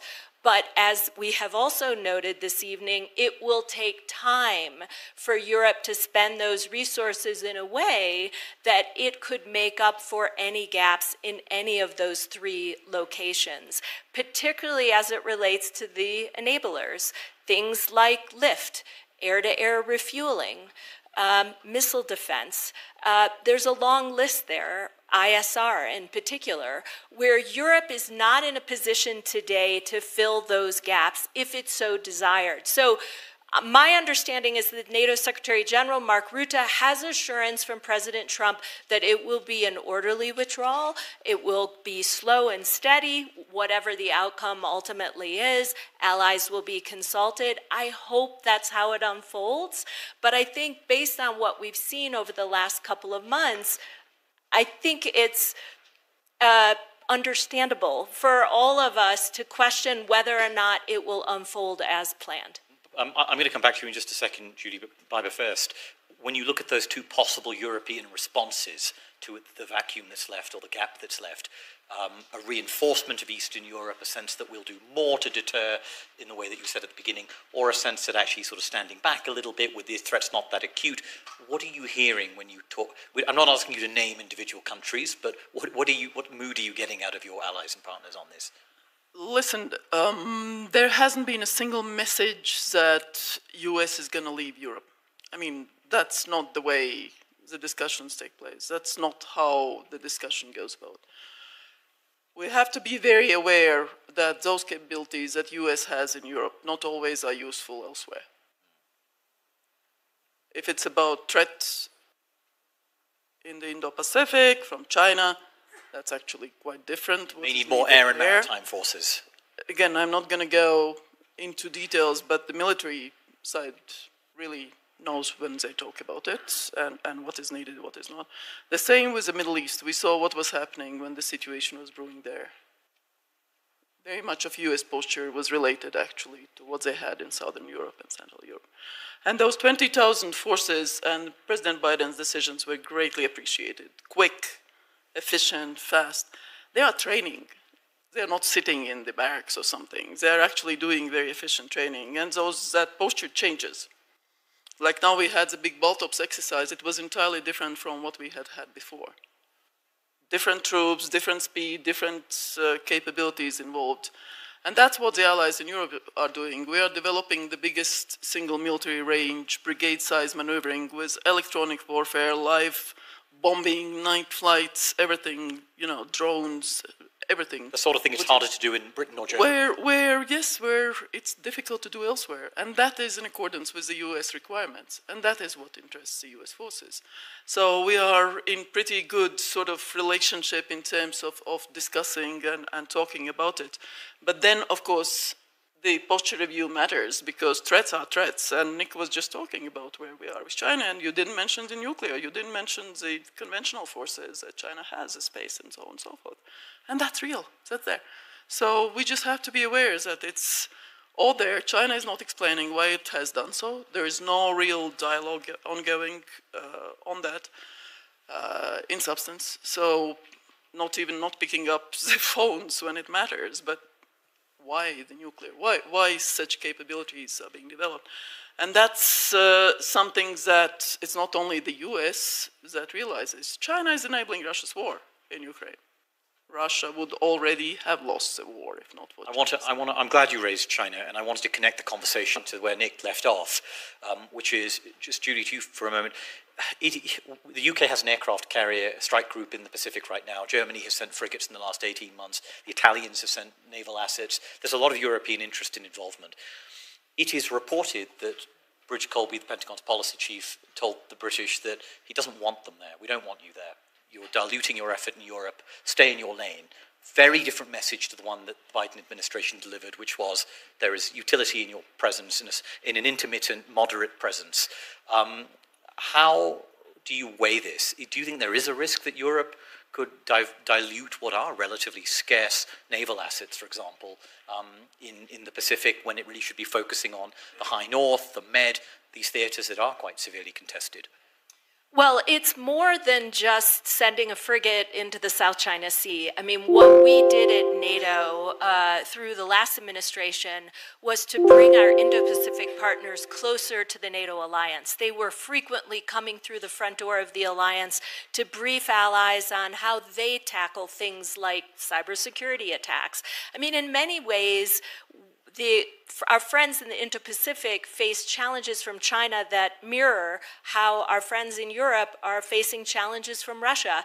And given what Nick Burns just talked about, this deepening partnership between Russia and China, we thought it would be fruitful and productive, and it was, to bring America's Indo-Pacific allies together with our European allies.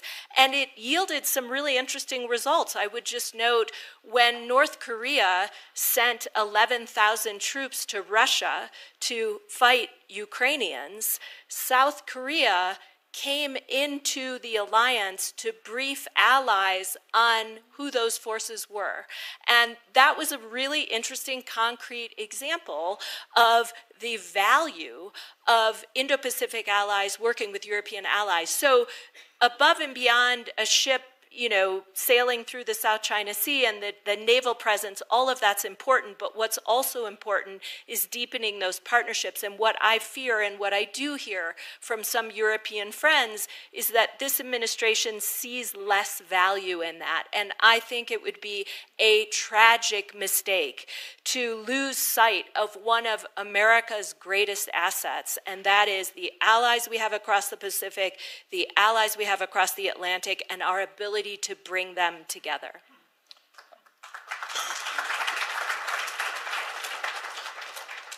Wolfgang, can I turn to you and again ask, we've talked about US force posture in Europe and US intentions, but we sort of must circle back to the question that Zanny asked Nick about President Trump in Taiwan. And the equivalent on our panel is very simple, which is, do you believe that President Trump would meet his Article 5 obligations in a serious contingency? Yes. And we are trying everything to make sure that this will hold also in the next months and years.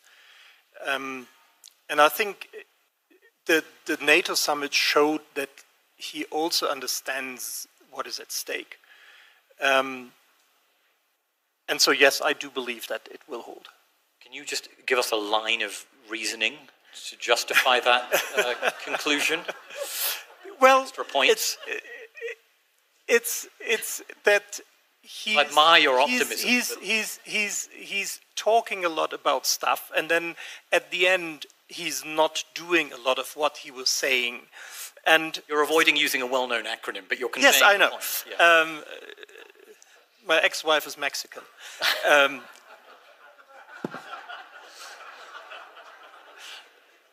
So I think there is at the end a belief also in the system, you might call the deep state, that we need allies.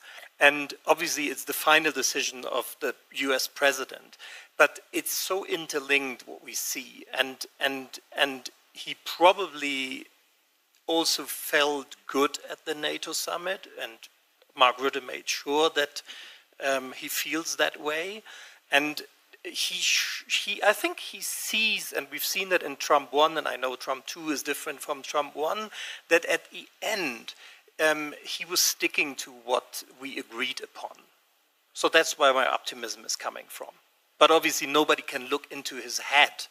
And if we were to think that Article 5 is not worth what it is, then we were in deep trouble. But that is why we, on the conventional side, doing everything. And so, for example, to Judy's question, well, Germany is deploying 5,000 people, like a brigade, to Lithuania. Which no other European European yeah, but country others has done are doing, like at the eastern flank, in Poland. And, I mean, think about it. German troops in the Baltic that would have been unthinkable of even 20 years ago. And now they're welcomed, and that's a good thing. So I think we're living up to the moment, and former Chancellor Scholz proposed a European Sky Shield initiative to protect the whole of Europe. And we develop deep precision strike capabilities to conventionally deter Russia, also hopefully in 10 to 15 years without the help of our American friends. So, like, better safe than sorry, but Article 5 will hold, and the Europeans are doing everything that also in the foreseeable future, the deterrence that we offer is enough against Russia. But the capabilities that we are lacking are there, and that's a clear problem, no? Including intelligence. You were nodding along. Absolutely, I agree on President Trump. The meeting itself was very good, the Hague meeting, and both on substance and form, and the leaders were very open to each other, and it was very constructive, which is what matters when you are with allies. You don't want just to do sort of pre-recorded, well-known texts. And just like it was with President Biden, you remember, Julie, when there was some pretty free discussions around the table and leaders, you know, running across to each other to explain what they meant and then arguing with each other. So that's what you do when you are with allies and friends, and you can be pretty straightforward. But on the capabilities and Europe, I mean, institutionally, EU actually has done a lot. And also fast for the EU, because it's an organization very much around the unanimity on CSDP, CFSP, which is the Common Foreign Security Policy and Defense Policy. And what has been achieved is that the EU will be funding through 800 billion program, Rearm Europe, the same capability gap that have been identified in the NATO defense plans. So essentially, Europe is putting its money where the needs are. And that is something that we did not expect to see happening so fast.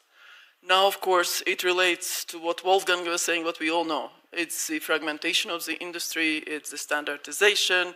We have American howitzers, you know, we will be building Rheinmetall factory. We actually need those 155 ammunitions to fit the American howitzers. And it's pretty straightforward. It's NATO standard. One of the standards, but, you know, there's a problem. So it's about that adjustment and the realities that it's not about standards on paper, but reality there. And the third point is actually the talent, because what you saw was the Ukrainian operation taking out 70 billion worth Russian Operation Spider's strategic, yeah, Putina. Yeah, spider's web, exactly. It was about the talent, the knowledge, the ability to innovate, prepare, But it was the use of very simple, very straightforward capability. It was off-the-shelf drones. It was not something that it was, you know, billions worth equipment. So the talent that we have in Europe, in our country, it needs to be freed. It needs to be freed, and that is, of course, something that, again, relates to regulation, and that is the strength of Europe, strength of EU, but also a weakness. So that is something that, through the whole process, needs to be just sort of opened up and freed. And I think we are getting there. From what I'm seeing in Latvia with our drone industry, with our quant industry, and so on and so forth, why do Latvia produces 20% of world's algorithms in quant? Because of talent, because of the people, because we have enabled it, because there is a team doing that, and so on and so forth. So we do have that, and putting it together within the alliance, and not forgetting that when we talk about Crimea or the south of Ukraine, Turkey has said, we will never accept it as legally Russian. We will never do that. They have a strategic interest in the north coast of the Black Sea not being Russian forever. And it's just, again, we keep forgetting when we talk about Europe that there is a geopolitical player that is very strong. And when Italy speaks about Libya and the concerns they have for Libya, we know how we need to work together with quite a number of other actors to actually address that threat. And that's, you know, not only migration, but all types of other issues. As we approach the end of our conversation, Torsis, can I come back to you and just to get a sense of whether this really is an inflection point in Europe, how serious this moment is. I talked about German rearmament and, you know, on an incredible scale, just incredible, and then cultural steps like the deployment to Lithuania, not to mention sort of, you know, many other things like the assistance to provide long-range strike, help Ukraine build long-range strike capabilities. But your country is also in its way undergoing a serious debate around the question of a standing army, the question of an intelligence service, which also speaks to the same really powerful current of change in Europe. Can you just give us a sense from that sort of high north, northern mid-Atlantic perspective, how does it feel to you, and does it feel different this time? It really does, and I think there's not like one specific thing. It's just when you look at all that is happening, and what they have in common is that, you know, often when I come to and sit in a panel like this, the moderator, which you have not done, and I thank you for that, say, you know, and please be optimistic. You know, please, you know, be hopeful and end on a happy note. And I'm like, but why? Like, why should I end on a happy note and being optimistic? I'm I am in the category as well of being optimistic, and I'm grateful for being alive, and I see the beautiful things, and I want to be optimistic. But if you just look at what is happening in the world, you know, I'm just not that optimistic. I'm sorry. But what I can say is that, you know, if people would ask me, do you believe we have what it takes? Definitely. Do you believe that Europe can, you know, really show and lead by courage, confidence, speed up production? Do you believe that Europe can be competitive, that we have an amazing, you know, talent pool, that we can do all these things? I mean, we all talk about the natural resources and they are limited. The resource that is the most important one is very unlimited. And that is just the human, you know, resource. But what does the human being need for that? It needs to be free. And so the individual rights and these values is what it's all about, and that is the same for Ukraine. And that's you know, also what Putin is most afraid of. He's not afraid whether he will be, you know, fought back with the territory that he gained. He's afraid whether Ukraine will be able to pursue what it wants. That's what he's afraid of. And so I would hope that Europe, with North America and then other allies as well, that we are ready to defend what is most important for each and every human being.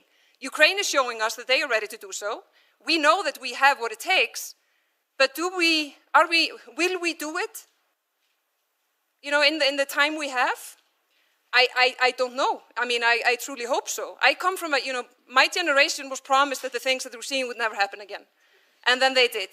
So you know, I try to be optimistic. I know we can, but whether we will, I hope so. And I will also conclude not on a very sort of positive basis. Actually, what I think with what I started is this some subconventional threat. It's cheaper to take countries over from within, preparing the grounds and taking over the leadership at the highest possible level, and get them do what they want. And that way, splitting EU or NATO or whatever. And that is, I think, the way we should look at it, and should be aware that this is what's happening. Thank you, Barbara, for reminding us it's not just conventional defence. And thank you all for a very stimulating panel and your thoughts. Thanks to our wonderful panel. Well, tonight's just a flavour of what's yet to come. Thank you so much for joining us. I'd encourage you to please look frequently at the agenda. Hit refresh. As you know, we've had a lot of changes, and planes continue to be diverted to Grand Junction. It is beautiful on I-70 this time of year, but I don't recommend it. Thank you so much. We'll start promptly tomorrow morning with an out of the world panel on space. Now I'd invite you all to walk through the meadows, please, and we'll have a reception for all Aspen Security Forum pass holders at Dor Hosier, where you picked up your credentials. Thank you, and thanks to the panel.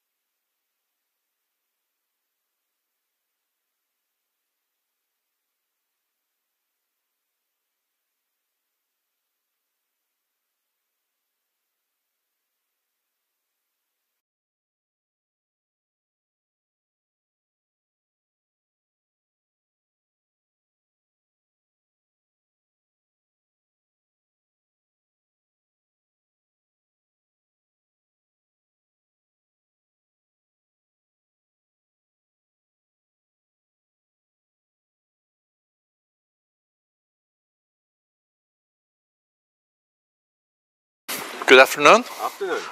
Great to see you, Prime Minister. This is Prime Minister's first visit also to China.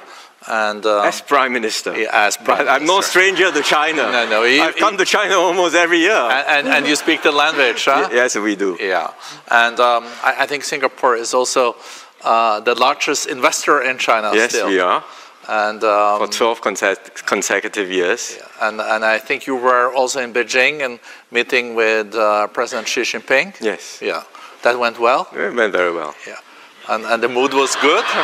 The mood was good? Well, we have a close partnership, very broad and substantial, a very unique partnership. We call it an all-round, high-quality, future-oriented partnership. Wow. That sounds very substantial. It sounds better in Mandarin.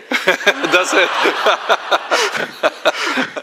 A lot of things sounds better in Mandarin. Also when you say slow is fast, you know, or a crisis, I think has a double meaning. Yes, 危机. Yeah. So maybe Prime Minister, I know that you have a few initial thoughts, and then we'll have a dialogue for half an hour. Sure. Well, thanks again, Birgit, for the introduction. I think we are meeting at a time of profound changes in the world. After the end of the Cold War, the world saw an unprecedented period of global integration, characterized by open markets, rapid trade, free trade, rapid movement of capital, goods, ideas, and people across borders. This brought benefits to many people, and for a long time this vision held true. Davos embodied this vision, a vision that global integration would deliver peace and shared prosperity.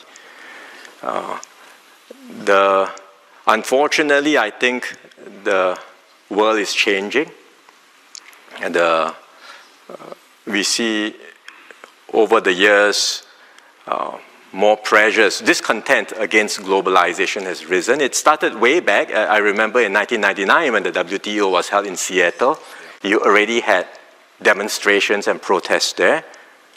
But since then, year after year, you see in advanced economies, cities being destroyed because factories are closed, livelihoods get disrupted, jobs are displaced. And in more recent years, because of COVID and the concerns over supply security, because of conflicts in Europe and the Middle East, now concerns about security have risen. And we are in a very different position today. The global norms, global rules are weakening, global institutions are weakening, and economic nationalism is replacing win-win cooperation. For small countries like Singapore, we are worried because we have limited options, we have limited bargaining power, and we risk being marginalized. But even bigger countries, I think, will have challenges dealing and operating in such a new environment because it will be harder for everyone to deal with common threats, be it pandemics, climate change, or financial shocks. So I think our response has to be collectively to try and still harness forces that will bring people together, promote integration, bring down barriers, and strengthen multilateralism. Multilateralism that is more resilient, more inclusive, and better suited to the realities of our time. So Singapore will do our part in this endeavor, whether it's forging partnerships, updating global rules, or advancing dialogue, working together with partners like the WEF. The efforts may seem small and incremental, but if like-minded countries everywhere were to do our part, then collectively I think we can make a difference. And then step by step, hopefully we can lay the groundwork for a new and more stable global order in time to come. Thank you. I think Prime Minister deserves an applause for that. Picking up on your last point, what kind of order or more stable system could we foresee in the future? I think we had one world order after the Cold War, and that order is not really there anymore, but we don't know what is coming. The Premier lead this morning said we have to avoid the law of the jungle, or the jungle growing back. But how do you see this new system of cooperation? You could see a more multipolar system, but at the same time you see soft power replaced with strong power. You see interest spheres also being developed. So multipolarity is one thing, but aren't we seeing more a system of interest sphere? And that for smaller, medium-sized countries would be quite a challenge. It is going to be a challenge. I think, frankly, no one knows what this new order will look like. It's still very early days. We are in a period of transition and a period of evolution. There will be critics of today's system that say it's good that now the system is changing. But I would also say let's have a care. Let's not be too quick to cheer, because what is the alternative? So we have to think through very carefully how we can evolve a better system. And I'll give you two examples of global institutions that have come under pressure, but over the years have been able to reform and upgrade themselves. First, the IMF. I started work as a young economist in the 90s, so I still remember vividly the 1997 Asian financial crisis. People till today call it the IMF crisis. Because the IMF came in with strict austerity, one-size-fits-all measures, and there was a reaction. But look, over the years, the IMF has reformed, it's updated itself, it's customized its approaches, become more responsive, more transparent, and it has taken into account local circumstances and context. It's an improved, upgraded IMF. To be clear, there's still reforms to be done. For example, and in particular, where it comes to the shareholding and governance structure, which still reflects a world after World War II. and needs to be adjusted to better reflect the realities of today's economy. But that's one work that needs to be done and can be done in order for the IMF to maintain its credibility and legitimacy. Second, the WTO. It has brought about free trade, a rules-based trading system which has benefited many countries, but there is a feeling that the system is not working as well. And indeed, some of the WTO rules have lagged behind the realities of today's economy, particularly in digital trade. So what do? And again, the response is not to jettison the rules, but to think about how it can be improved. And a few countries, like-minded countries, Singapore working with Japan and Australia, we have come together to initiate a joint initiative on e-commerce. And after 5 hard years of negotiation, today more than 70 countries have agreed on the first set of rules for digital trading. It's the building block for the first set of global rules on digital trade. And I give these illustrations to show that it is possible to update, evolve, improve the multilateral system and global institutions that we have today. It is painstaking work, but there is no alternative. A new system does not just appear by magic. You have to work at it. And with creative, pragmatic solutions, bringing along like-minded countries, if we are able to start some of this work, do the building blocks one by one, then in time to come, others that are more ready can join in. So this is what we would call a flexible multilateralism. It's not about ad hoc array of different rules, but starting first, laying the building blocks, and eventually others can join in, and we can steer progress in the right direction.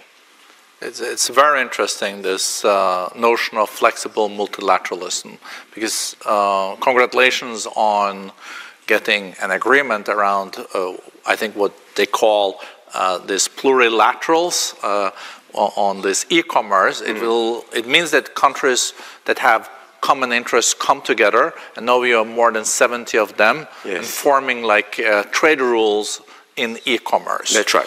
And later on, it can be more and more people, more and more countries contributing or being part of it, and then it could even turn into something that is multilateral. Yes. But with all these kind of more plurilaterals and also bilateral trade agreements, they get too complicated, and regional ones and all that, don't we end up with a big spaghetti bowl then? Yes, there is that concern. But again, I ask, what is the alternative? Do nothing? It cannot be do nothing and hope that someday along the way something new emerges out of nowhere. I think we have to start from somewhere. And if we start with like-minded countries, putting in place some basic building blocks, but always with a view that whatever we do, it is open, it's inclusive. Others may not be ready to join, but in time to come they can join, and we can multilateralize these efforts. Exactly. Have also Singapore changed its approach? I think traditionally you were doing more trade agreements under multilateral agreements like WTO, but have you now embarked on bilateral trade agreements, mega regional ones? Are you know, some countries are really getting a lot of agreements there. I think number one is Chile with like 100 of them. Well, we did start with many bilateral FTAs too. Yeah. And then over time, these FTAs became the building blocks for a more robust multilateral system. Yeah. Today, when we look at the situation and some of the rising barriers to trade, again, our response would be to still work at reforming and updating the WTO, but in parallel, we are engaging with like-minded countries to find ways in which we can strengthen our trade and investment links. And we start with the countries nearest to us. Yeah. Malaysia and Indonesia, for example, we have a special economic zone now with Johor in Malaysia. We are working with Indonesia, where there's a free trade zone in the Riau Islands just next to us. So we have very close links with our closest neighbors. But even within Southeast Asia, we have a very close link with Vietnam. The Prime Minister of Vietnam is here. We have a connectivity agreement. We are doing something like more than 20 industrial parks in Vietnam.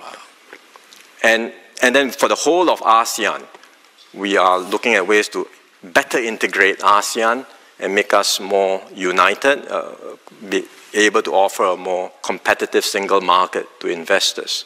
So that's within ASEAN. But outside of our region, we are also engaging different blocs. We already have very close links with China, Japan, Korea, India in Asia. But we are engaging outside of Asia, for example, with the EU, with the GCC, with Latin America. So we are trying to find ways to strengthen links with like-minded entities everywhere around the world.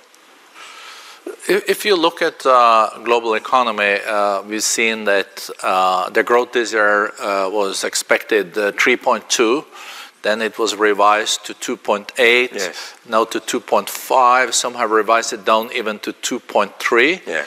And WTO said the other day that on goods, they even expect maybe a contraction yes. of 1.5%. So trade used to be the driver of growth. I guess we need to find a different driver of growth moving forward. Could that be the new technologies? Could it replace trade? And how fundamental is the changing also on the trading landscape and the economic landscape? How do we avoid a sluggish growth for a decade to come like in the 70s? I think trade will still exist.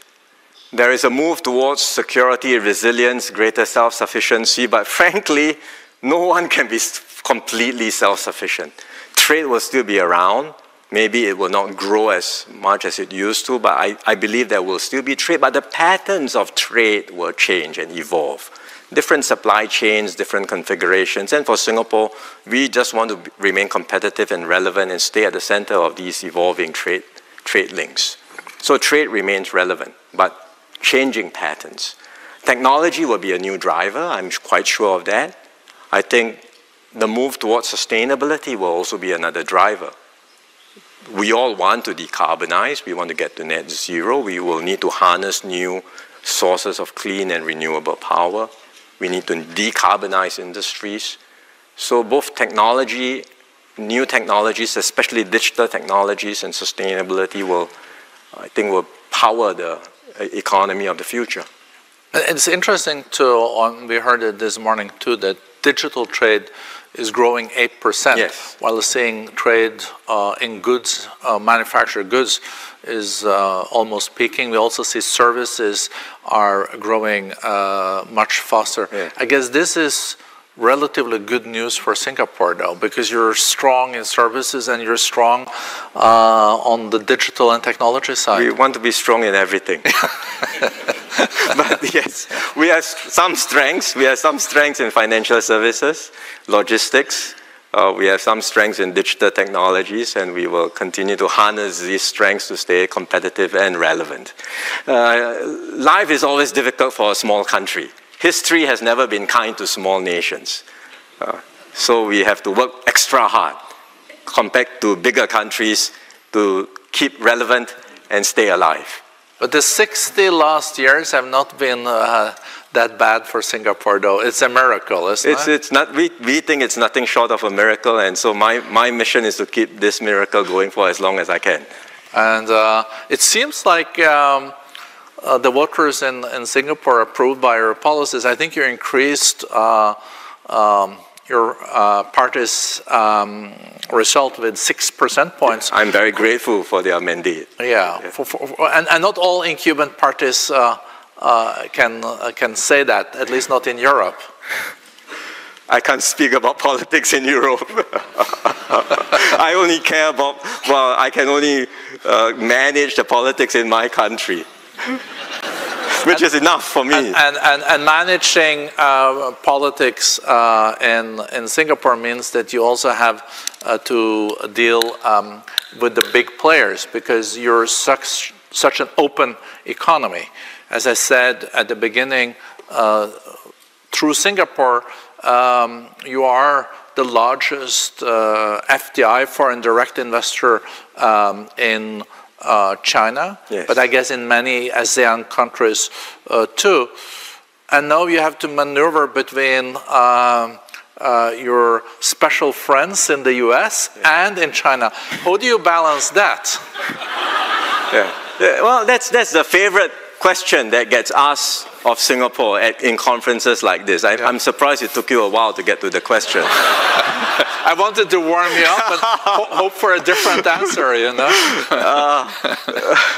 Well, the simple response is we have good relations with both. We have broad and substantial relations with both America and China. And I know everyone monitors and tracks what we say and what we do very closely,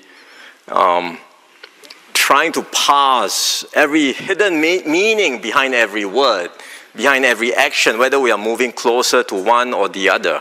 But that's not how we look at things. That's not the way we approach it. And because currently we are in China too, so. Yeah, I know. And maybe tomorrow when I'm in America, then they think differently. But our starting point is that we look at things from Singapore's point of view in advancing Singapore's national interest. Our interests are to have close, good relations on substance with both America and China. And we will continue to do whatever we need to do to promote and advance Singapore's interest. It's not about balancing between the two superpowers, but it's about being consistent and principled in advancing and promoting Singapore's interests. And that's what we will continue to do. And I think if we continue to do so in a consistent and principled manner, our partners, whether it's America or China or other countries, will see us more as a reliable and trusted partner that we can work with. I would say also that Singapore's position is not unique. We want to be friends with both America and China and to have good relations with them, cooperate on win-win areas. But it's not just us. All of Southeast Asia would like to do the same. And within ASEAN in particular, no single country in ASEAN may have that same size and scale. But when you add ASEAN up altogether collectively, we are not small. We have considerable heft. We are 700 million people, a sizable economy. And ASEAN has the ability to shape its own destiny, to shape its own future. ASEAN was the arena for proxy wars during the Cold War. We don't want that to happen again. So ASEAN's approach is very clear. We reject zero-sum competition. We embrace engagement with not just America and China, but with other major powers. And we want all to be engaged in this region, in Southeast Asia. America is the largest investor still in Southeast Asia. China remains the largest trading partner. We want both to be actively engaged. We want other major powers to be actively engaged. And we want the region to be an open and inclusive arena where people have stakes in the region and we can all work together for shared prosperity. And ASEAN will work towards that objective. But ASEAN is quite a diverse group too. It is. So, hence the work to integrate and to make ASEAN stronger and more united. How is the single market going? Becoming better and better each and every day. With baby steps or big steps? Yeah, we will keep trying. I would say, if you think about it, there is already a very intricate supply chain connecting ASEAN. You can have, for example, cotton from the Philippines being spun in Thailand, dyed, and then stitched together into garments in Vietnam or Indonesia and exported to the world. And shipped out of Singapore? Possibly out of our ports, with HQ in Singapore, with R&D done in Singapore. So it's an entire ASEAN supply chain, which it already exists today, and we are continuing to find ways to bring down barriers. We are largely tariff-free today, but I think the barriers are also in non-tariff areas. And we are trying to find ways to bring down barriers, to integrate our economies, our payment systems, a whole range of things to make ASEAN more competitive and to offer ourselves as that single market to investors. Prime Minister, you said that your role is to advance Singapore's interest and also to be a reliable partner. But is it more complex today because of the fragmented geopolitical landscape we're faced with to advance interest than in the past? For sure. I readily acknowledge that. My job is harder. And sometimes you can end up between a rock and a hard place. But it doesn't seem like Singapore has ended up there so far. So far, no, and we hope we won't end up there as well. If we end up in a hard place, it's not just us. Many other countries will also end up in a hard place, and I think the consequence of that will be disastrous for the world. So we hope we will never get there. We were very close to almost a full-fledged war in the Middle East. It could have also ended up with spreading to the Gulf countries. Yes. And it seems like this is cooling or calming down. We hope so. Yes. And then we have, for the first time, a major war in Europe happening. How worried are you for the future that we could again see wars happening? And even if you're seeing sluggish economic growth today, just imagine if the war between Israel and Iran had spread and a closure of the Strait of Hormuz would have happened. It would have had devastating consequences. What can we do to mitigate the risks? And the NATO meeting is happening now, and they're increasing their aspirations to 5% of GDP to the military. Yeah. Who would have thought that? It was controversial. Last time I was at the NATO meeting, it was controversial to go up to 2%. Yes. As I said just now, it's a different world because the accumulation of discontent against globalization, as well as a combination of recent experiences with COVID and security concerns have led to a situation where today security is a paramount concern of many countries. And so it's not just about military spending, it's about more resilient, more secure supply chains, for fear that along the way, if something were to happen, if push comes to shove, I need the supplies, but it's not forthcoming. And no country wants to end up in that position. So it's understandable that countries are concerned, governments are concerned, and responding to this concern. But I think we should have a care about abandoning the concept of economic integration, because integration cannot guarantee peace, but I think it certainly gives us a better chance for peace than a me-first approach. The more countries prioritize their own private national interest and allow the common global or shared interest to go down the drain, the more we will all be worse off. That lesson is so clear from history. So let's not repeat the mistakes of history. I think that's it's a very important reminder. Coming back to the tariffs and trade, what has your dialogue with the U.S. administration been so far? What is Singapore faced with? Oh, we got 10% tariffs. That is relatively a good deal, though, isn't it? Oh. I heard about 140%, but I think that's now 50, isn't it? Well, if you look at the facts, we have an FTA with America. America has a surplus with us. So on the basis of the FTA and the fact on the trade balance, we should have a 0 tariff, not a 10% tariff. But I think America has decided that 10% is their baseline tariff, and they are probably not going to go below 10%. So we have been engaging the officials, but that I think is their sort of mindset at this stage. But I know that other ASEAN countries have higher tariffs than us, and they have been also engaging their American counterparts. And we hope in time to come when America makes a decision on the reciprocal tariffs, that it will be able to bring them down, at least closer to 10%, if not 10%. If indeed 10% is going to be the baseline applied to all countries. And I think it's also important to remind ourselves that, you know, we're getting used to 10%, but this is still very high. It's 3 times higher than it used to be on average from the US. So it's already quite substantial. Yeah, that's why I've said that we are in a new era where there will be more barriers to trade. And we have to accept these realities. Not that we think it's a good idea, but these are the realities that we have to work with.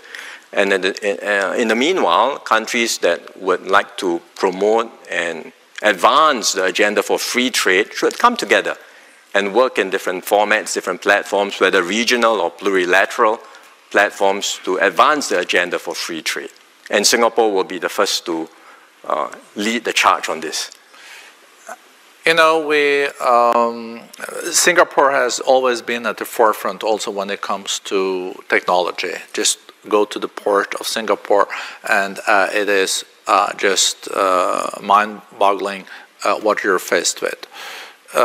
With Gen AI, with the robotics, with the synthetic biology, with also now satellites, but also space. There is so much happening. Some people say it's the second industrial revolution. This is as big as the industrial revolution. You can see increase in productivity with 10% in the coming decade if you apply Gen AI in the right way.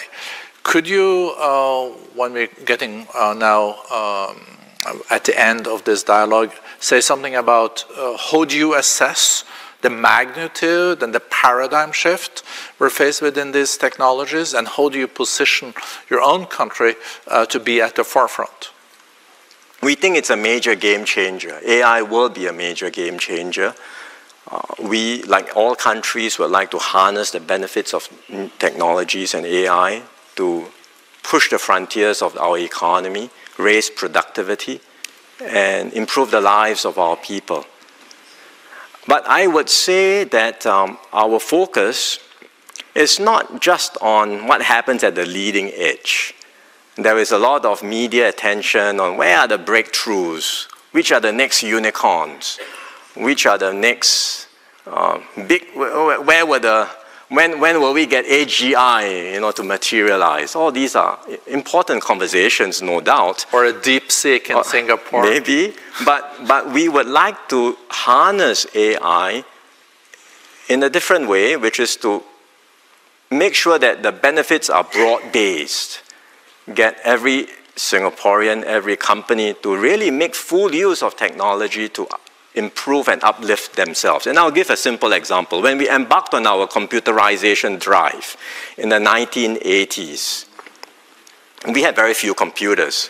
My family, we weren't rich enough to have a computer, but the government made computers easily accessible to every Singaporean in community centers so we could learn, get used to it.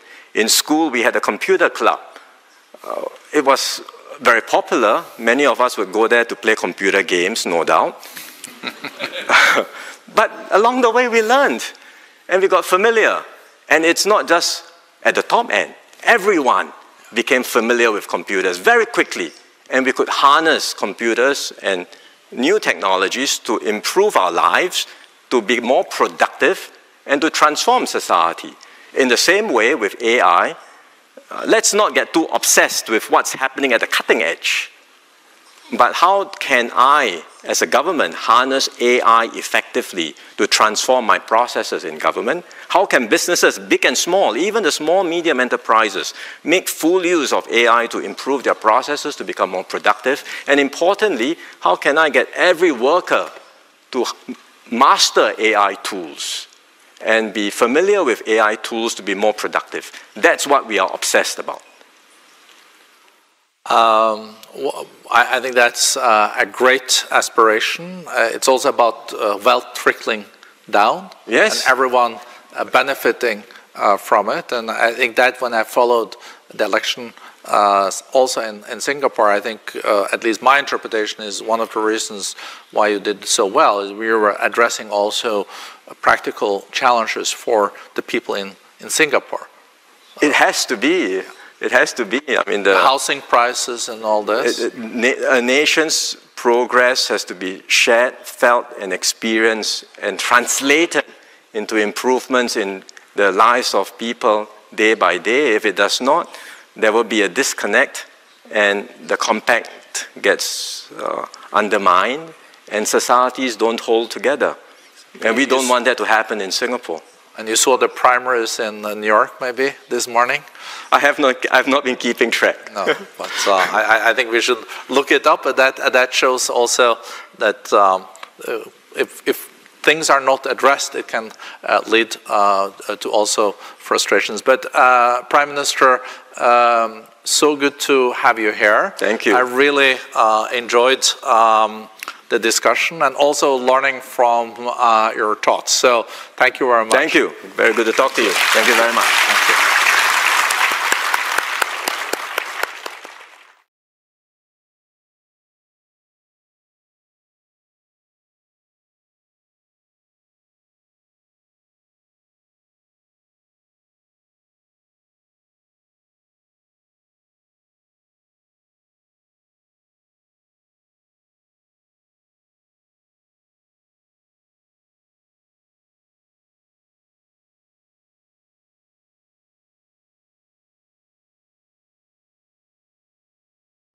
Good afternoon. Afternoon. Great to see you, Prime Minister. Thank you. And we're so privileged to have the newly re-elected Prime Minister, Lawrence Wong, with us of Singapore. This is Prime Minister's first visit also to China. And as Prime Minister. Yeah, as Prime Minister. I'm no stranger to China. No. I've come to China almost every year. And you speak the language, huh? Yes, we do. Yeah. And I think Singapore is also the largest investor in China yes, still. Yes, we are. And for 12 consecutive years. Yeah. And I think you were also in Beijing and meeting with President Xi Jinping. Yes. Yeah. That went well? It went very well. Yeah. And the mood was good? The mood was good? Well, we have a close partnership, very broad and substantial, a very unique partnership. We call it an all-round, high-quality, future-oriented partnership. Wow. That sounds very substantial. It sounds better in Mandarin. Does it? A lot of things sounds better in Mandarin. Also when you say slow is fast, you know, or a crisis, I think, has a double meaning. Yes, weighty. Yeah. So maybe, Prime Minister, I know that you have a few initial thoughts, and then we'll have a dialogue for half an hour. Sure. Well, thanks again, Birgit, for the introduction. I think we are meeting at a time of profound changes in the world. After the end of the Cold War, the world saw an unprecedented period of global integration, characterized by open markets, rapid trade, free trade, rapid movement of capital, goods, ideas, and people across borders. This brought benefits to many people, and for a long time this vision held true. Davos embodied this vision. A vision that global integration would deliver peace and shared prosperity. Unfortunately, I think the world is changing, and we see over the years more pressures. Discontent against globalization has risen. It started way back. I remember in 1999 when the WTO was held in Seattle, you already had demonstrations and protests there. But since then, year after year, you see in advanced economies, cities being destroyed because factories are closed, livelihoods get disrupted, jobs are displaced, and in more recent years, because of COVID and the concerns over supply security, because of conflicts in Europe and the Middle East, now concerns about security have risen, and we are in a very different position today. The Global norms, global rules are weakening, global institutions are weakening, and economic nationalism is replacing win-win cooperation. For small countries like Singapore, we are worried because we have limited options, we have limited bargaining power, and we risk being marginalized. But even bigger countries, I think, will have challenges dealing and operating in such a new environment because it will be harder for everyone to deal with common threats, be it pandemics, climate change, or financial shocks. So I think our response has to be collectively to try and still harness forces that will bring people together, promote integration, bring down barriers, and strengthen multilateralism. Multilateralism that is more resilient, more inclusive, and better suited to the realities of our time. So Singapore will do our part in this endeavor, whether it's forging partnerships, updating global rules, or advancing dialogue, working together with partners like the WEF. The efforts may seem small and incremental, but if like-minded countries everywhere were to do our part, then collectively I think we can make a difference. And then step by step, hopefully we can lay the groundwork for a new and more stable global order in time to come.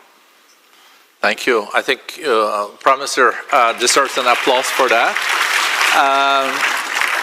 Picking up on your last point, what kind of order or more stable system could we foresee in the future? I think we had one world order after the Cold War, and that order is not really there anymore, but we don't know what is coming.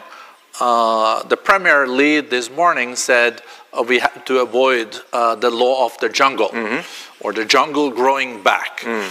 But how do you see this new system of cooperation? You could see a more multipolar system, but at the same time you see soft power replaced with strong power. You see interest spheres also being developed. So multipolarity is one thing, but aren't we seeing more a system of interest sphere? And that for smaller, medium-sized countries would be quite a challenge. It is going to be a challenge. I think, frankly, no one knows what this new order will look like. It's still very early days. We are in a period of transition and a period of evolution. There will be critics of today's system that say it's good that now the system is changing. But I would also say let's have a care. Let's not be too quick to cheer, because what is the alternative? So we have to think through very carefully how we can evolve a better system. And I'll give you two examples of global institutions that have come under pressure, but over the years have been able to reform and upgrade themselves. First, the IMF. I started work as a young economist in the 90s, so I still remember vividly the 1997 Asian financial crisis. People till today call it the IMF crisis. Because the IMF came in with strict austerity, one-size-fits-all measures, and there was a reaction. But look, over the years, the IMF has reformed, it's updated itself, it's customized its approaches, become more responsive, more transparent, and it has taken into account local circumstances and context. It's an improved, upgraded IMF. To be clear, there's still reforms to be done. For example, and in particular, where it comes to the shareholding and governance structure, which still reflects a world after World War II and needs to be adjusted to better reflect the realities of today's economy. But that's one work that needs to be done and can be done in order for the IMF to maintain its credibility and legitimacy. Second, the WTO. It has brought about free trade, a rules-based trading system which has benefited many countries, but there is a feeling that the system is not working as well. And indeed, some of the WTO rules have lagged behind the realities of today's economy, particularly in digital trade. So what do we do? And again, the response is not to jettison the rules, but to think about how it can be improved. And a few countries like-minded countries, Singapore working with Japan and Australia, we have come together to initiate a joint initiative on e-commerce. And after 5 hard years of negotiation, today more than 70 countries have agreed on the first set of rules for digital trading. It's the building block for the first set of global rules on digital trade. And I give these illustrations to show that it is possible to update, evolve, improve the multilateral system and global institutions that we have today. It is painstaking work, but there is no alternative. A new system does not just appear by magic. You have to work at it. And with creative, pragmatic solutions, bringing along like-minded countries, if we are able to start some of this work, do the building blocks one by one, then in time to come, others that are more ready can join in. So this is what we would call a flexible multilateralism. It's not about ad hoc array of different rules, but starting first, laying the building blocks, and eventually others can join in, and we can steer progress in the right direction. It's very interesting, this notion of flexible multilateralism, because congratulations on getting an agreement around, I think, what they call these plurilaterals on this e-commerce. It means that countries that have common interests come together, and now we have more than 70 of them, and forming like trade rules in e-commerce. That's right. And later on, it can be more and more people, more and more countries contributing or being part of it, and then it could even turn into something that is multilateral. Yes. But with all these kind of more plurilaterals and also bilateral trade agreements, they get too complicated, and regional ones and all that, don't we end up with a big spaghetti bowl then? Yes, there is that concern. But again, I ask, what is the alternative? Exactly. Do nothing?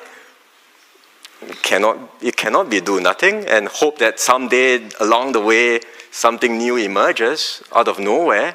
I think we have to start from somewhere. And if we start with like-minded countries, putting in place some basic building blocks, but always with a view that whatever we do, it is open, it's inclusive. Others may not be ready to join, but in time to come they can join, and we can multilateralize these efforts. Exactly. Have also Singapore changed its approach? I think traditionally you were doing more trade agreements under multilateral agreements like WTO, but have you now embarked on bilateral trade agreements, mega regional ones? Are you know, some countries are really getting a lot of agreements there. I think number one is Chile with like 100 of them.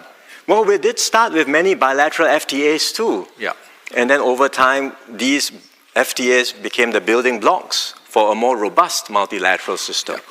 Today, when we look at the situation and some of the rising barriers to trade, again, our response would be to still work at reforming and updating the WTO, but in parallel, we are engaging with like-minded countries to find ways in which we can strengthen our trade and investment links. And we start with the countries nearest to us. Yeah. Malaysia and Indonesia, for example, we have a special economic zone now with Johor in Malaysia. We are working with Indonesia, where there's a free trade zone in the Riau Islands just next to us. So we have very close links with our closest neighbors. But even within Southeast Asia, we have a very close link with Vietnam. The Prime Minister of Vietnam is here. We have a connectivity agreement. We are doing something like more than 20 industrial parks in Vietnam. And then for the whole of ASEAN, we are looking at ways to better integrate ASEAN and make us more united, be able to offer a more competitive single market to investors. So that's within ASEAN. But outside of our region, we are also engaging different blocs. We already have very close links with China, Japan, Korea, India in Asia. But we are engaging outside of Asia, for example, with the EU, with the GCC, with Latin America. So we are trying to find ways to strengthen links with like-minded entities everywhere around the world. If you look at global economy, we've seen that the growth this year was expected 3.2. Then it was revised to 2.8, yes. Now to 2.5. Some have revised it down even to 2.3. Yeah. And WTO said the other day that on goods, they even expect maybe a contraction yes. of 1.5%. So trade used to be the driver of growth. I guess we need to find a different driver of growth moving forward. Could that be the new technologies? Could it replace trade? And how fundamental is the changing also on the trading landscape and the economic landscape? How do we avoid a sluggish growth for a decade to come like in the 70s? I think trade will still exist. There is a move towards security, resilience, greater self-sufficiency, but frankly, no one can be completely self-sufficient. Trade will still be around. Maybe it will not grow as much as it used to, but I believe there will still be trade, but the patterns of trade will change and evolve. Different supply chains, different configurations, and for Singapore, we just want to remain competitive and relevant and stay at the center of these evolving trade links. So trade remains relevant, but changing patterns. Technology will be a new driver, I'm quite sure of that. I think the move towards sustainability will also be another driver. We all want to decarbonize, we want to get to net zero, we will need to harness new sources of clean and renewable power. We need to decarbonize industries. So both technology, new technologies, especially digital technologies and sustainability will, I think, will power the economy of the future. It's interesting too, we heard it this morning too, that digital trade is growing 8%, yes. while seeing trade in goods, manufactured goods, is almost peaking. We also see services are growing much faster. Yeah. I guess this is relatively good news for Singapore though, because you're strong in services and you're strong on the digital and technology side. We want to be strong in everything. But yes, we have some strengths. We have some strengths in financial services, logistics. We have some strengths in digital technologies, and we will continue to harness these strengths to stay competitive and relevant. Life is always difficult for a small country. History has never been kind to small nations. So we have to work extra hard compared to bigger countries to keep relevant and stay alive. But the 60 last years have not been that bad for Singapore, though. It's a miracle, isn't it? It's not. We think it's nothing short of a miracle, and so my mission is to keep this miracle going for as long as I can. And it seems like the voters in Singapore approved by your policies. I think you increased your party's result with 6 percentage points. I'm very grateful for their mandate. Yeah, and not all incumbent parties can say that, at least not in Europe. I can't speak about politics in Europe. I only care about, well, I can only manage the politics in my country.